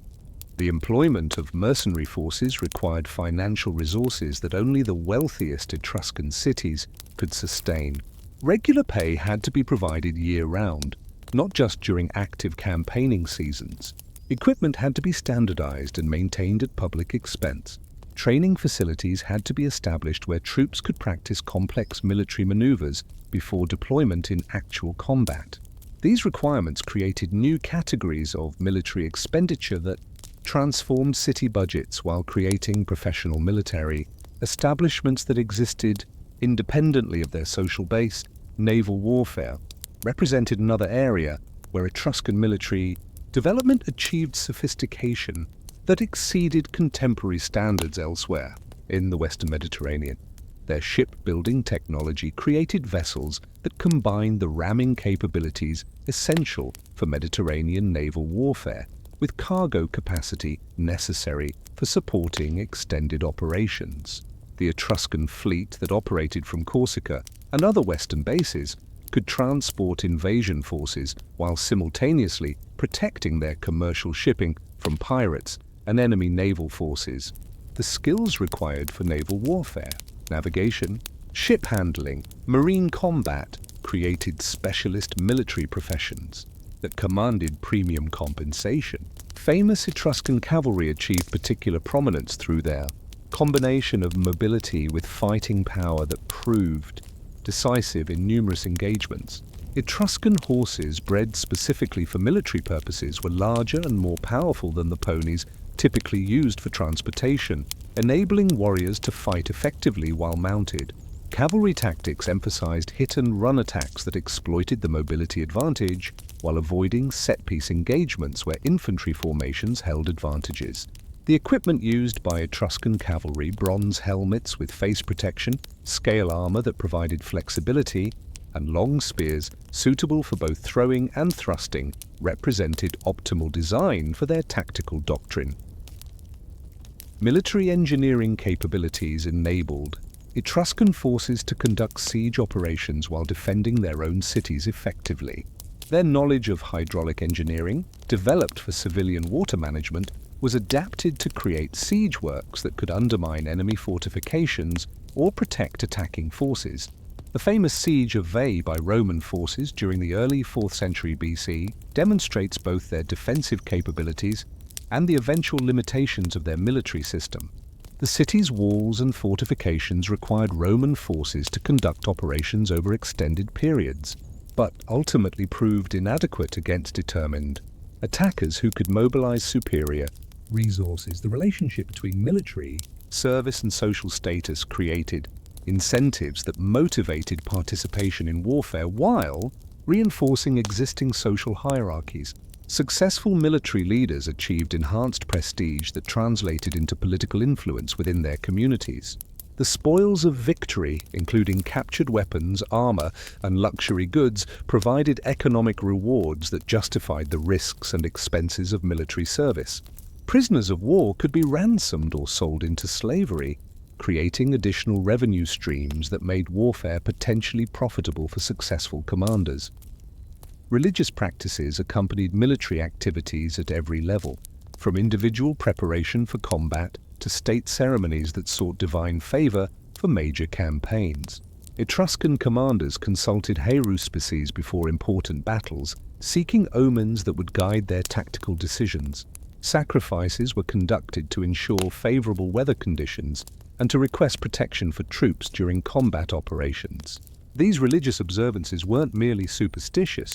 They provided psychological benefits that enhanced military effectiveness while creating shared experiences that bonded military units together. The integration of military training with broader educational practices created warrior traditions that extended beyond simple skill development. Young men from aristocratic families learned military techniques alongside their academic studies, creating cultural frameworks that treated warfare as one aspect of civilized life rather than a separate sphere of activity. This approach produced officers who understood both tactical requirements and strategic objectives while maintaining the cultural sophistication that distinguished Etruscan civilization from more purely military societies. The famous Etruscan military colonies established throughout Italy demonstrate how their military expansion created lasting cultural influence that extended beyond their political control. These settlements weren't merely garrisons, they were complete communities that replicated Etruscan urban institutions while adapting to local conditions. The establishment of such colonies required military forces capable of defending new territories, while providing civilian leadership that could organize agricultural production and commercial relationships necessary for long-term viability, as you observe. These military activities proceeding across the Etruscan territories, you notice how thoroughly military organization is integrated with every aspect of their social and economic life. Military service provides employment opportunities for young men while creating the security conditions necessary for commercial prosperity. The skills developed through military training contribute to technological innovation that benefits civilian industries. The wealth generated through military success funds public improvements that benefit entire communities. But this integration also creates vulnerabilities, as military defeat can undermine not just security, but the economic and social systems that depend on continued success in warfare. The question that will determine their future is whether their military traditions can adapt to changing strategic circumstances when confronted by opponents who organize warfare. According to different principles, the political organization of Etruscan civilization represented a unique experiment in balancing local autonomy with collective action, creating a system that enabled their cities to prosper individually while maintaining sufficient unity to protect their shared interests. Unlike the highly centralized Roman Republic or the democratic but fractious Greek city-states, Etruscan political development produced a confederation that maximized both individual freedom and collective security. Understanding their political institutions requires examining not just formal governmental structures, but the social relationships, economic interests, and cultural values that made their unusual system function effectively. The transformation from monarchical government to aristocratic oligarchy occurred gradually during the 6th and 5th centuries BC, driven by changing economic conditions that created new centers of wealth and power. The traditional kingship system, inherited from their Villanovan ancestors, had functioned effectively for managing agricultural communities of limited size and complexity. But the economic prosperity created by manufacturing, trade, and international commerce generated new sources of influence that monarchical institutions couldn't accommodate effectively.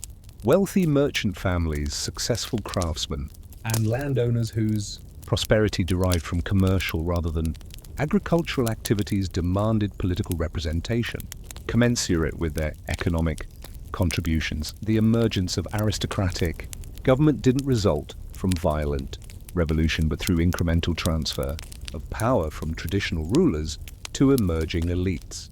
The process involved the gradual creation of new governmental institutions that supplemented rather than immediately replaced existing royal authority. Advisory councils composed of leading citizens began making recommendations that carried increasing weight in policy decisions. Popular assemblies provided forums where citizen opinion could be expressed and mobilized to support or oppose specific proposals. Over several generations, these institutions accumulated authority while royal power correspondingly diminished. The aristocratic families who came to dominate Etruscan politics weren't merely wealthy, they possessed the social connections, cultural knowledge, and organizational skills necessary for governing complex urban communities. Their authority derived from multiple sources: economic resources that enabled them to fund public improvements, marriage alliances that linked influential families throughout Etruria, religious knowledge that gave them access to divine guidance, and military experience that commanded respect during periods of external threat.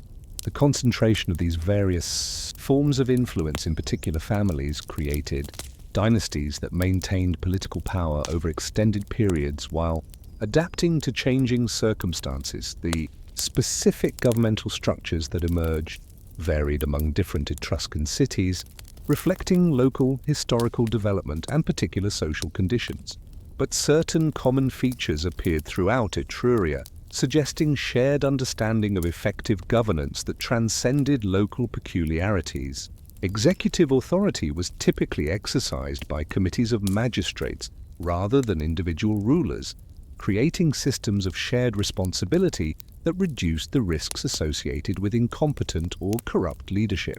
These officials were selected through processes that combined hereditary eligibility with popular election, ensuring both continuity of experience and responsiveness to citizen concerns. The legislative function was performed by councils composed of leading citizens whose expertise and experience provided the informed deliberation necessary for sound policy making. These bodies weren't democratic in any modern sense. They represented the interests of established elites rather than the population generally. But their membership was sufficiently broad to include diverse perspectives, while their procedures required consensus building that prevented domination by particular factions. The requirement that major decisions be approved by both executive and legislative institutions created checks and balances that protected against arbitrary or ill-considered policies. Judicial authority was exercised by legal specialists whose expertise in customary law enabled them to resolve disputes while maintaining social harmony. The Etruscan legal system emphasized mediation and restitution rather than punishment and retribution, creating mechanisms for conflict resolution that preserved social relationships rather than creating additional antagonisms.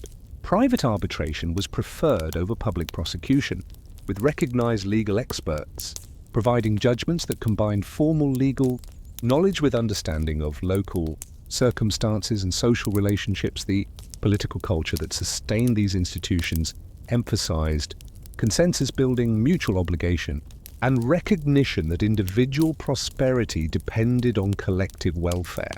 This attitude was reinforced through educational systems that socialized young people to understand their responsibilities as citizens while developing the skills necessary for effective participation in public life. The integration of political, social, and economic relationships created networks of mutual obligation that transcended simple self-interest while providing incentives for cooperation that benefited both individuals and communities. The relationship between individual cities and the broader Etruscan League created additional layers of political organization that enabled collective action while protecting local autonomy.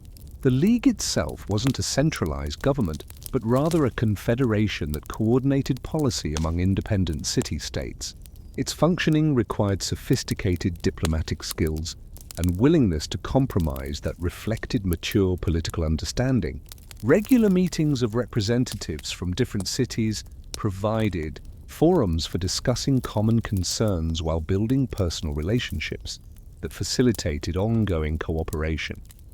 Religious institutions played crucial roles in maintaining political cohesion by providing shared values and practices that transcended local loyalties. The major sanctuaries at Pyrgi, Voltumna, and other locations served as neutral meeting grounds where political discussions could occur within frameworks that emphasized common interests rather than particular advantages. Religious ceremonies that brought together citizens from different cities reinforced cultural unity while providing opportunities for informal political discussions. The priestly colleges that maintained religious knowledge also preserved historical records that provided precedents for political decisions. The conduct of foreign relations required coordination between individual cities and the League as a whole. Treaties with foreign powers were typically negotiated by individual cities whose geographic location or economic interests made them most directly concerned, but major commitments required broader consultation. The famous commercial treaty with Carthage, protecting Etruscan maritime trade throughout the Western Mediterranean, demonstrates how their diplomatic system could mobilize collective resources to achieve objectives that benefited the entire confederation. The ability to maintain consistent foreign policy despite their decentralized system represents a significant diplomatic achievement. Military organization reflected their political structure through systems that mobilized resources from multiple cities while maintaining local control over how those resources were employed. Military campaigns typically involved forces contributed by several cities operating under unified command, But the selection of commanders and determination of strategic objectives required negotiation among political leaders from participating communities. The system created military forces that were highly motivated to defend their shared interests while avoiding the appearance of domination by particular cities or leaders. The resolution of disputes between different cities relied on diplomatic procedures that emphasized mediation rather than coercion. Recognized legal experts, often drawn from priestly colleges that maintained historical records, served as arbitrators whose authority derived from their expertise rather than political power. Their decisions were binding because they represented the consensus of informed opinion rather than the imposition of superior force. This approach to conflict resolution created precedents for peaceful settlement of disputes while building habits of cooperation that proved valuable during crisis periods. The economic basis of political power created both strengths and vulnerabilities for their governmental system. Aristocratic families whose wealth derived from manufacturing, trade, and commercial agriculture possessed the resources necessary for maintaining political influence, while their economic interests aligned them with policies that promoted overall prosperity rather than simple extraction of resources from subordinate populations. But their dependence on commercial success also created vulnerabilities when external disruptions affected trade relationships or market conditions. The international networks that brought them wealth also exposed them to political conflicts in distant regions where they had little direct influence. As you observe these political activities proceeding across the Etruscan territories, you notice how thoroughly their governmental system depends on personal relationships, shared cultural values, and mutual recognition of common interests. The formal institutions of government operate effectively because they rest on social foundations that create incentives for cooperation while providing mechanisms for resolving disputes. But this system also creates limitations when rapid decision-making becomes necessary or when particular interests conflict with collective welfare. The question that will determine their future is whether their sophisticated political culture can adapt to challenges that require more centralized authority and more rapid responses than their traditional procedures allow. What pressures are building that will test the flexibility of their political institutions? And how will they respond when the careful balance they've maintained begins to break down? The final century of independent Etruscan civilization, from approximately 350 to 250 BC, represents a period of profound transformation during which their sophisticated political and cultural system faced challenges that ultimately proved insurmountable. Understanding this decline requires moving beyond simple narratives of Roman military conquest to examine how internal weaknesses interacted with external pressures to create conditions where their brilliant civilization could no longer maintain its independence. The process was gradual, complex, and filled with opportunities for adaptation that were missed or mishandled, creating a historical drama whose lessons extend far beyond the specific circumstances of Etruscan experience. The initial challenges to Etruscan power came not from Rome, but from Gallic tribes, whose migration into northern Italy during the 4th century BC disrupted established political relationships and economic networks. These Celtic peoples, moving south from their homelands in Central Europe, brought with them military techniques and social organization that proved highly effective against traditional Etruscan military formations. Their use of long swords designed for slashing rather than thrusting, and their preference for mobile warfare that avoided set-piece battles created tactical problems that Etruscan forces struggled to resolve. The famous sack of Rome by Gallic warriors in 390 BC represented merely one episode in a broader pattern of Celtic expansion that threatened Etruscan control over the Po Valley and disrupted their access to crucial trade routes. The Etruscan response to Gallic pressure revealed both the strengths and limitations of their political system. Individual cities could mount effective defenses when their own territories were directly threatened, but coordinating collective response to threats that affected some cities more than others proved difficult within their confederation system. Some cities chose to pay tribute to Gallic leaders, rather than risk military confrontation, creating precedents for accommodation that undermined the collective security arrangements that had protected Etruscan interests for centuries. The development of Gallic mercenary units within Etruscan military forces provided short-term tactical advantages, but also created dependencies on foreign fighters whose loyalties remained questionable. The simultaneous expansion of Roman power created a more systematic challenge to Etruscan independence. The Roman system of military organization, based on conscription of citizen soldiers who could be mobilized for extended campaigns, created military forces with staying power that Etruscan forces couldn't match. Roman military engineering, demonstrated in their systematic approach to siege warfare and fortification construction, provided tactical advantages that proved decisive in extended confrontations. The Roman political system, which enabled rapid decision-making and consistent policy implementation, created strategic coherence that Etruscan confederation procedures couldn't achieve. The famous Siege of Veii, conducted by Roman forces between 406 and 396 BC, illustrates how these different systems interacted to produce outcomes that favored Roman expansion. The Etruscan city, one of the largest and most prosperous in central Italy, possessed fortifications that had successfully resisted previous attacks. But Roman engineering capabilities enabled them to conduct siege operations over extended periods, maintaining supply lines and maintaining troop morale while systematically undermining defensive positions. The eventual Roman victory, achieved through tunneling operations that breached the city walls, demonstrated how technological innovation could overcome defensive advantages that had protected Etruscan cities for centuries. The aftermath of Veii's conquest had consequences extending far beyond the immediate military outcome. The systematic Roman looting of the city's temples, public buildings, and private houses provided resources that funded further Roman expansion while demonstrating the potential rewards of successful military operations. The deportation of Veii's population, who were sold into slavery or resettled in Roman territory, created precedents for treating defeated Etruscan cities that would be repeated throughout the conquest period. The incorporation of Veii's territory into Roman public land created economic opportunities for Roman citizens that provided incentives for continued military expansion. The response of other Etruscan cities to Veii's fate revealed the increasing fragmentation of their political system during crisis. Some cities attempted to coordinate collective resistance to Roman expansion, but their confederation procedures proved inadequate for mobilizing unified response.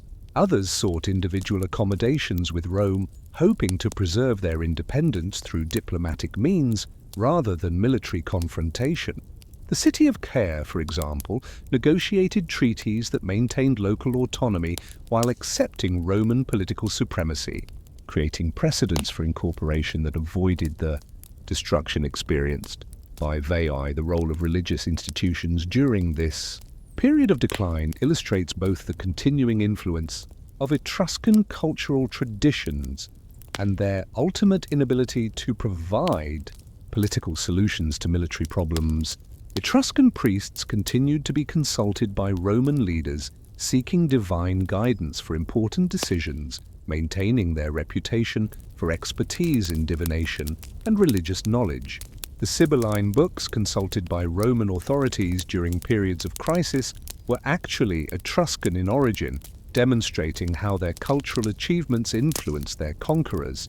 But religious authority couldn't substitute for military power when fundamental political independence was at stake. Economic changes during this period created additional pressures that undermined Etruscan prosperity while providing opportunities for some individuals to maintain their status through collaboration with Roman authorities. The disruption of trade routes by military operations reduced the commercial activities that had generated much of their wealth. Roman competition for control of international markets created new rivals for Etruscan merchants, whose established relationships were disrupted by changing political conditions. But opportunities also emerged for individuals who could adapt to the new circumstances by serving as intermediaries between Roman authorities and local populations, the position of women during this period of decline reflects both the resilience and the limitations of Etruscan social institutions under external pressure. Elite women from influential families continued to exercise significant authority within their households and religious institutions, but their public roles became increasingly constrained as Roman social values replaced Etruscan customs. The famous sarcophagus of Larthia Scianti, dating to around 180 BC, depicts a woman of obvious wealth and status whose elaborate jewelry and confident pose suggest continuing female authority during the late period of Etruscan independence. But such representations become increasingly rare as Roman political control translated into cultural domination. The cultural assimilation that accompanied political conquest proceeded gradually through mechanisms that preserved Etruscan achievements while integrating them into Roman institutions. Etruscan religious practices were incorporated into Roman state religion, with Etruscan priests continuing to serve in their traditional roles while accepting Roman political authority. Etruscan artistic techniques were adopted by Roman craftsmen who developed their skills while working within Etruscan traditions. The Latin alphabet, derived from Etruscan writing systems, preserved their contribution to European literacy while serving Roman administrative needs. The final stages of Etruscan independence illustrate how political decline can coexist with cultural achievement and social stability. The cities that survived Roman conquest maintained their essential character while adapting to the new political circumstances. They continued to produce goods, conduct trade, and maintain their cultural traditions, but they did so within frameworks established by Roman authorities. The process was similar to the gradual decline of Greek city-states under Roman rule, where local institutions survived while political independence disappeared.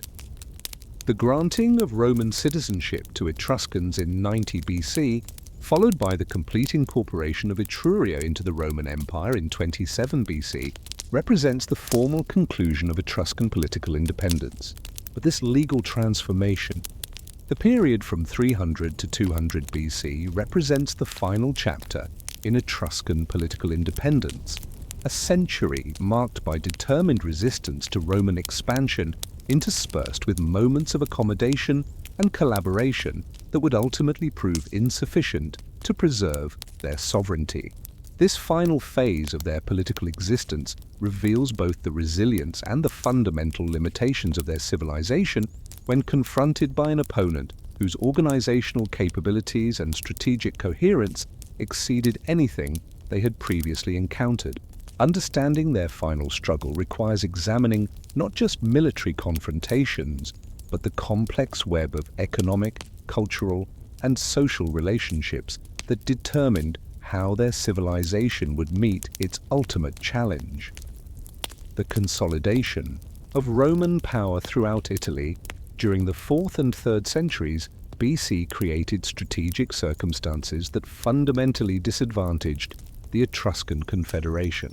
Roman military organization based on conscription of large citizen armies that could be maintained in the field for extended campaigns created military forces with staying power that Etruscan city-states couldn't match.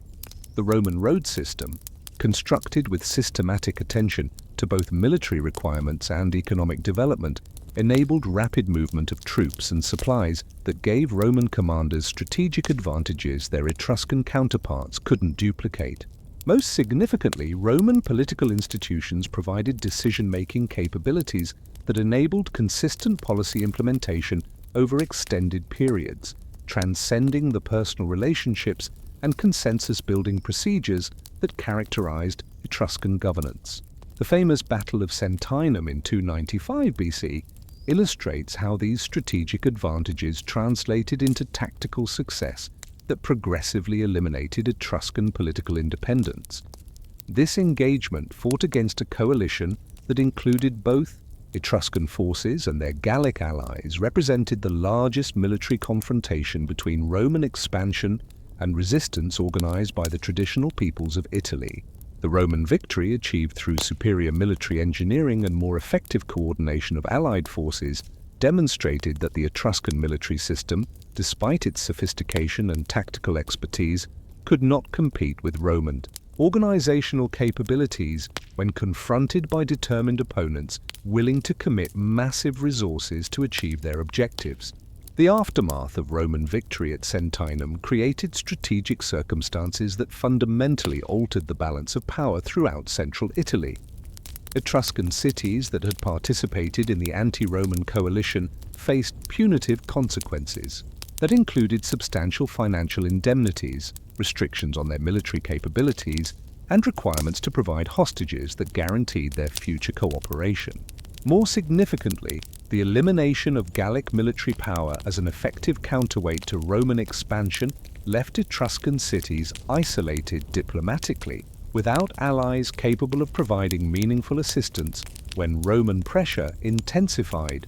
The confederation system that had protected their interests through collective action proved inadequate for coordinating resistance when faced by an opponent whose military capabilities exceeded anything individual cities could mobilize independently.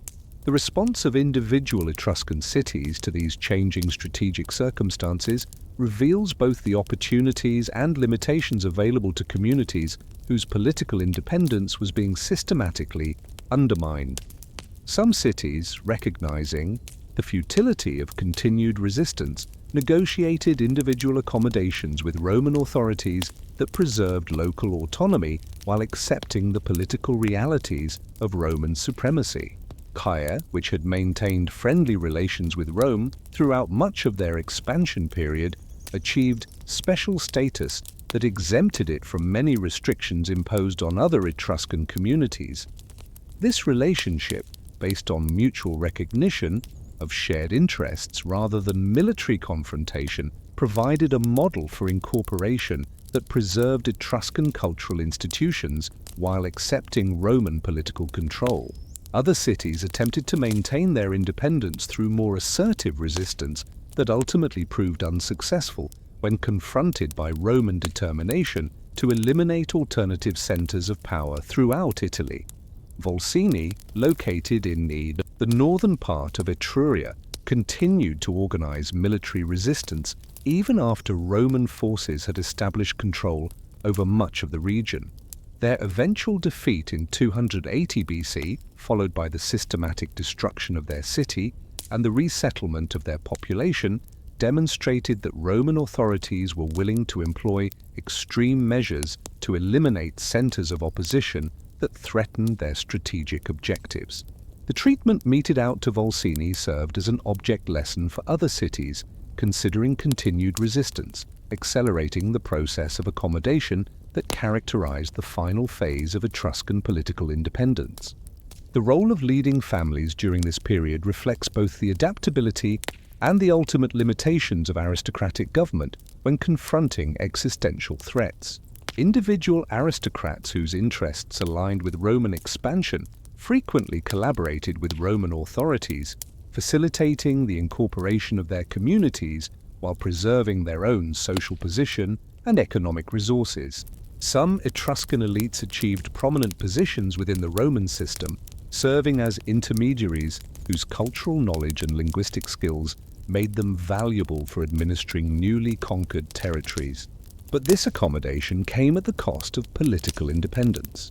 As collaboration required acceptance of Roman authority in matters of government, military organization, and foreign policy, the economic transformation that accompanied political incorporation created both opportunities and hardships that influenced how different segments of Etruscan society responded to their changing circumstances.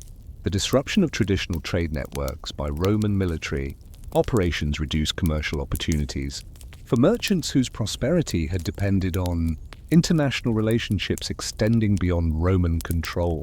But new economic relationships also emerged as Roman authorities sought to integrate Etruscan manufacturing capabilities into their expanding economic system.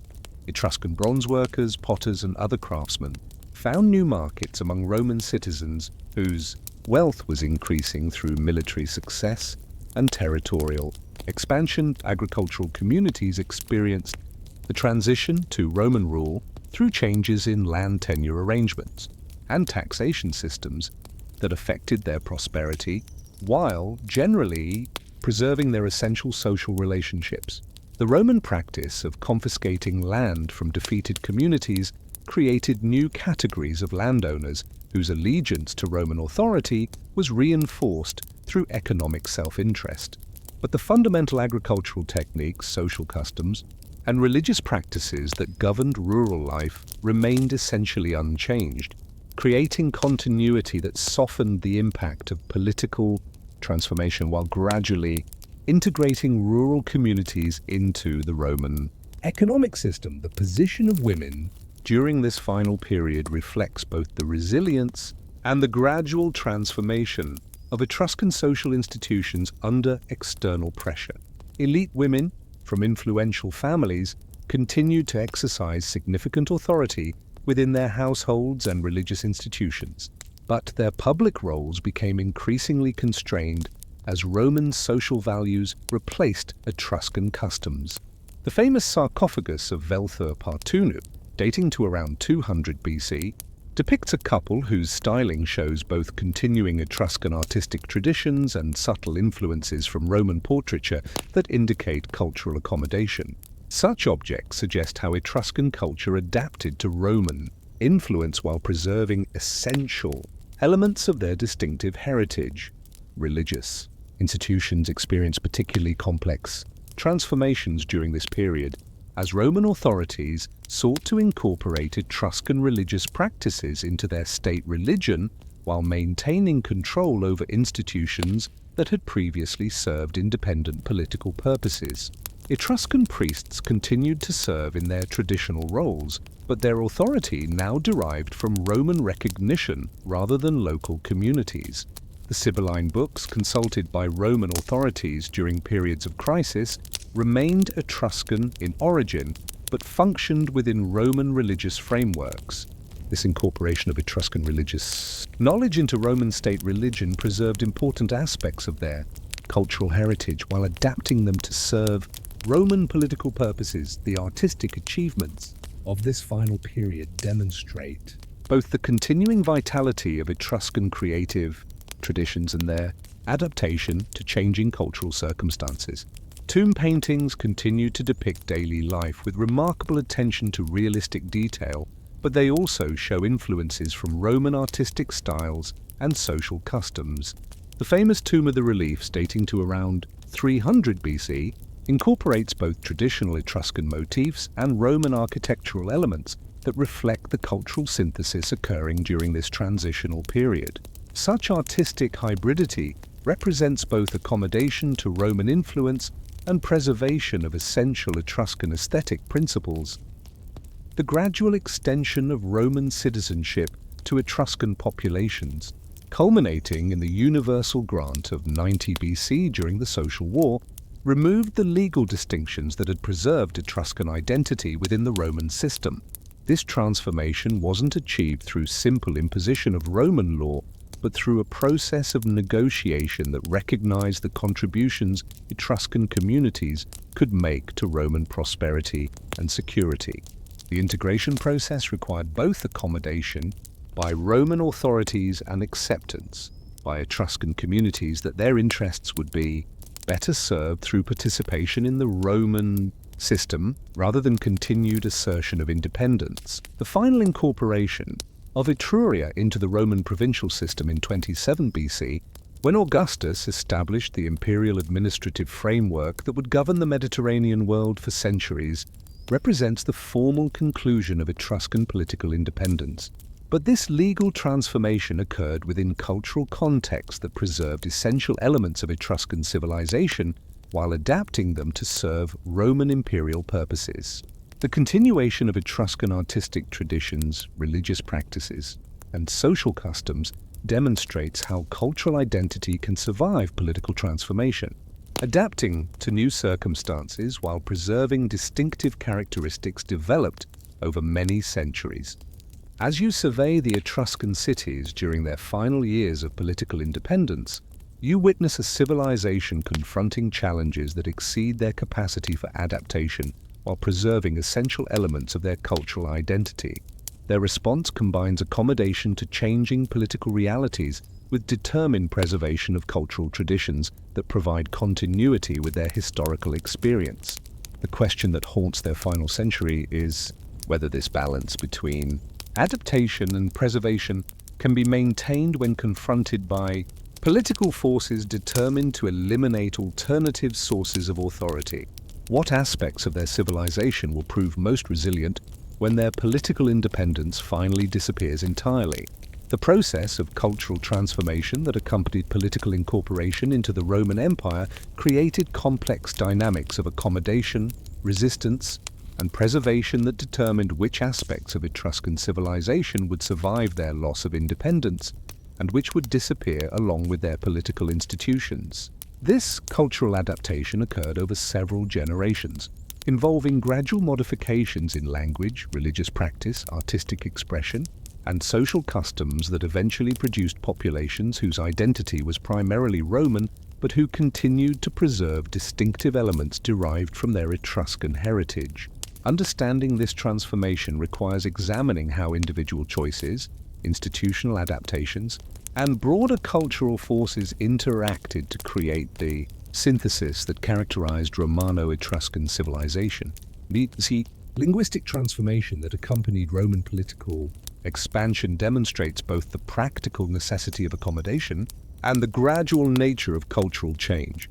Etruscan, a non-Indo-European language unrelated to Latin, continued to be spoken in many communities even after their political incorporation into the Roman system.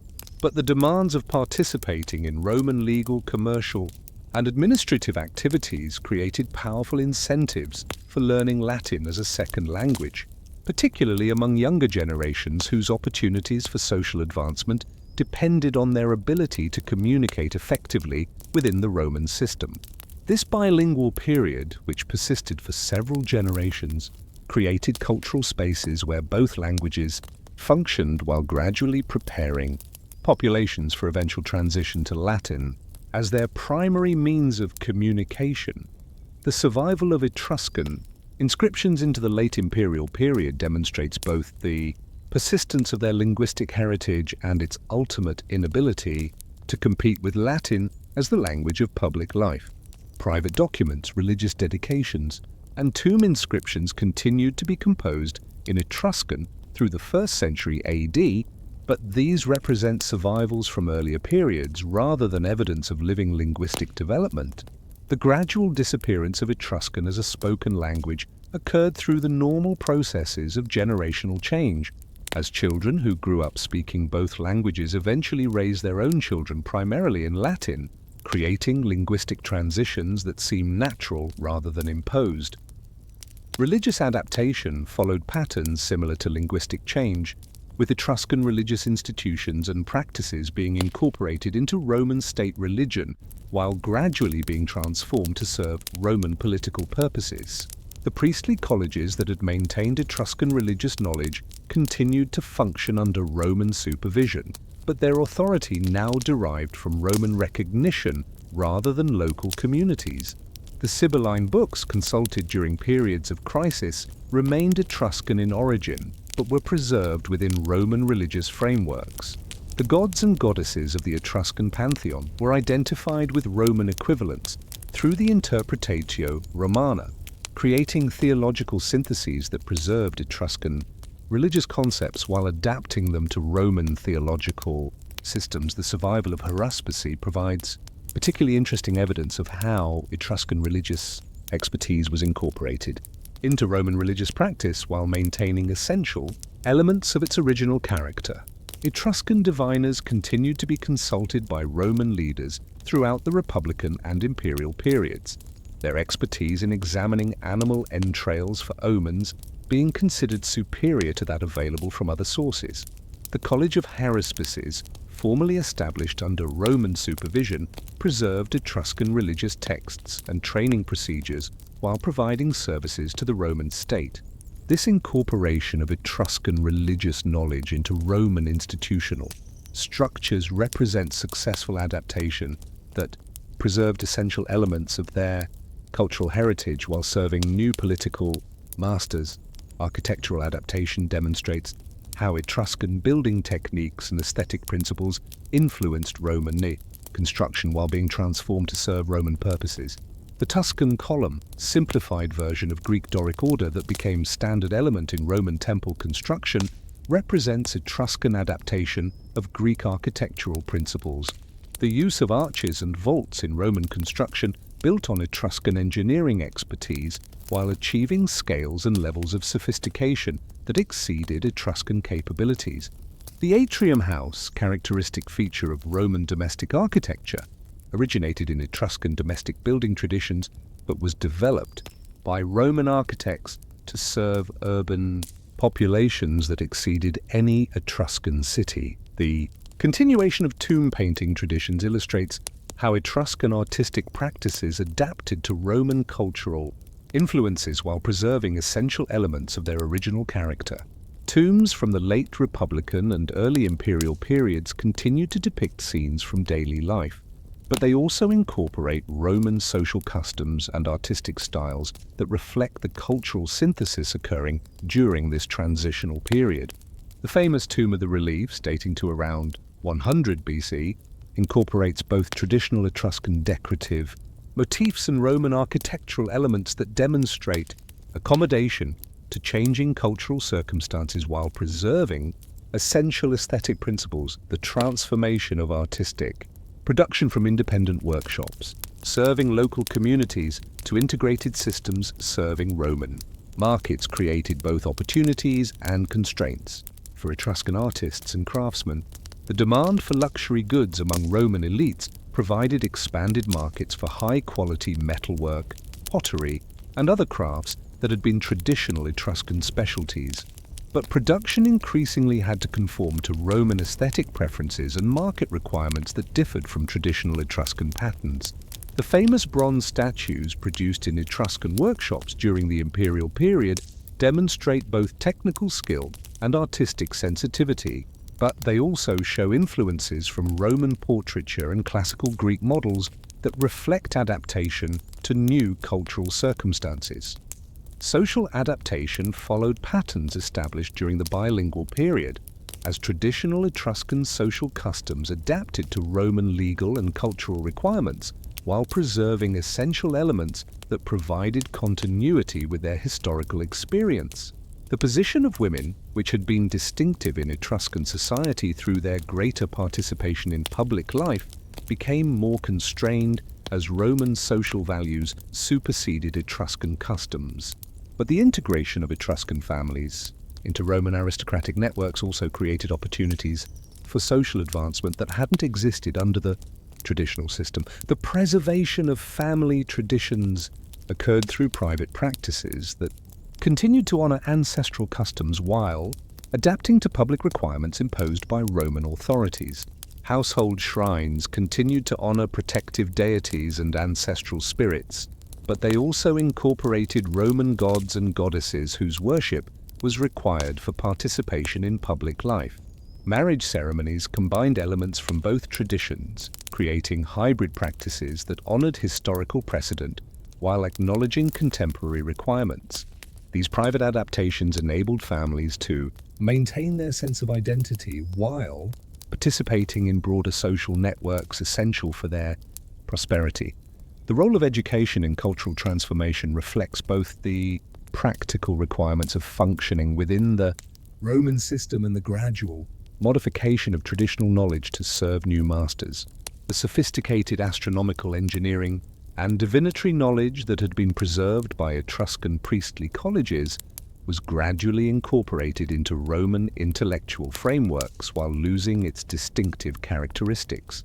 The famous Etruscan bronze liver models used for teaching haruspicy continued to be produced but increasingly served Roman religious education rather than preserving independent Etruscan traditions. The economic integration that accompanied political incorporation created material incentives for cultural adaptation while providing resources that enabled preservation of traditional practices within private contexts.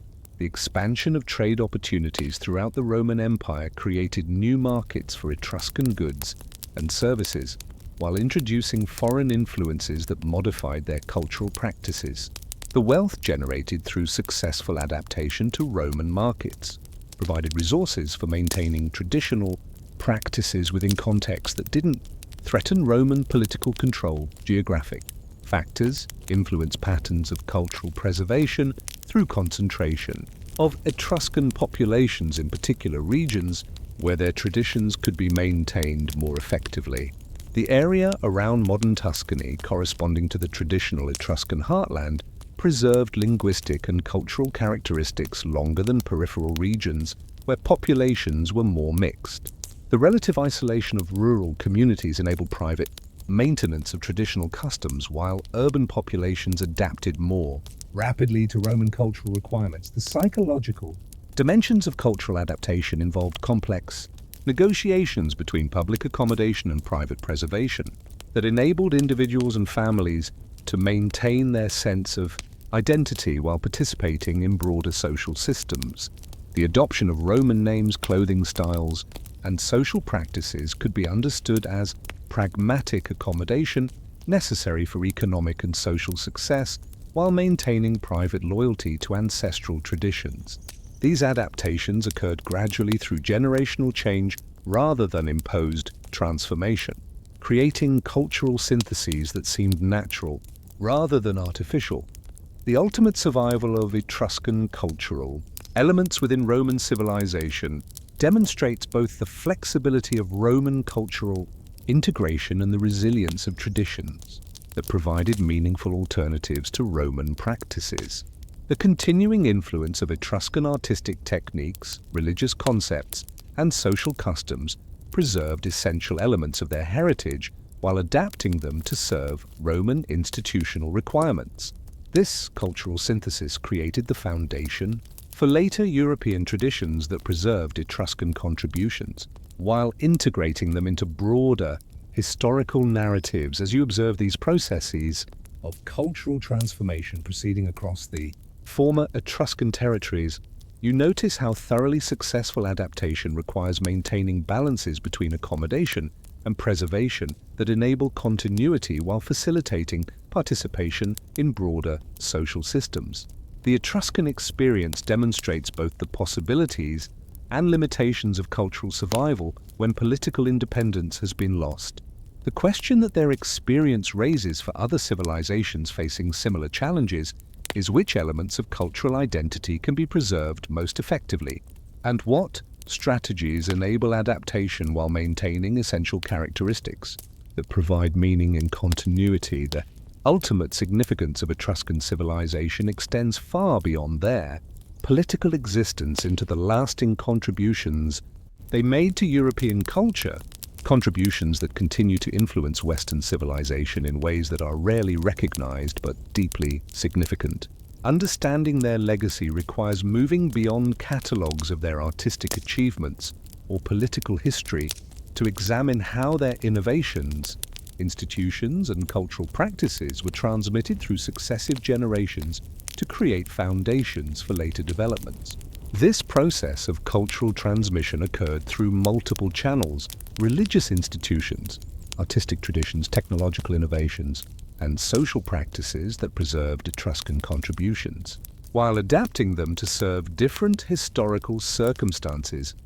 The most obvious and direct inheritance from Etruscan civilization is found in Roman institutions and practices that became fundamental to Western political and legal traditions.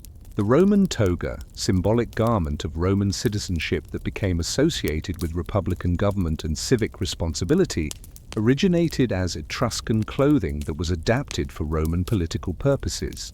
The Roman triumph, the ceremonial procession that celebrated military victory and political achievement, developed from Etruscan victory celebrations that emphasized the integration of military success with religious thanksgiving.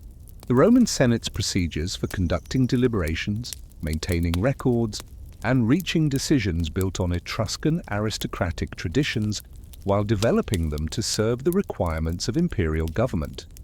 The transmission of the alphabet represents perhaps the most significant Etruscan contribution to European cultural development. The Etruscan adaptation of Greek letters created writing systems that were more suitable for representing the sounds of Italic languages than their Greek originals.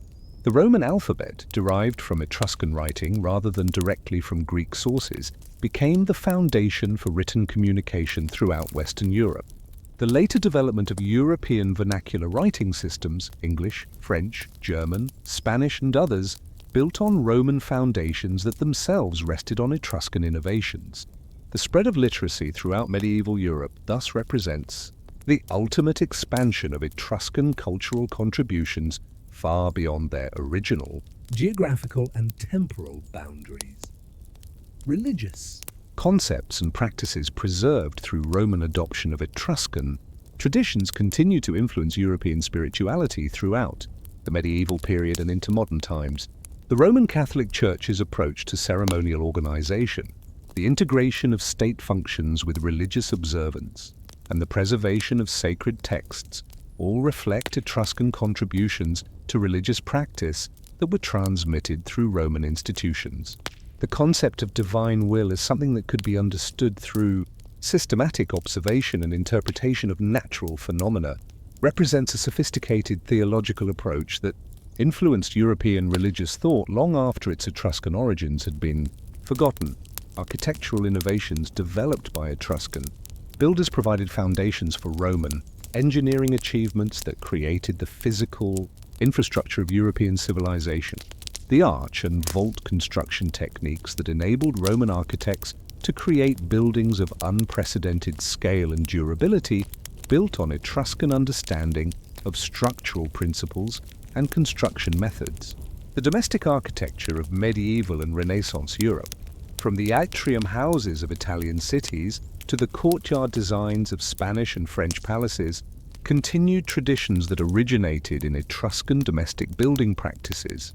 The integration of practical requirements with aesthetic considerations that characterizes European architectural development represents continuing evolution of Etruscan approaches to building design. The influence on European artistic traditions represents another significant but often unrecognized Etruscan contribution to Western culture.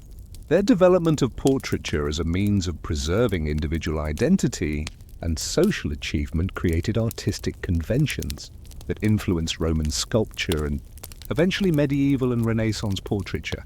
The integration of decorative elements with functional objects demonstrated in their metalwork and pottery established artistic traditions that continued throughout European decorative arts. The use of art to document historical events and social customs, evident in their tomb paintings, created precedents for artistic documentation that influenced European historical painting and narrative art. The organizational principles developed by Etruscan urban planners provided models for European city development that continued to influence settlement patterns.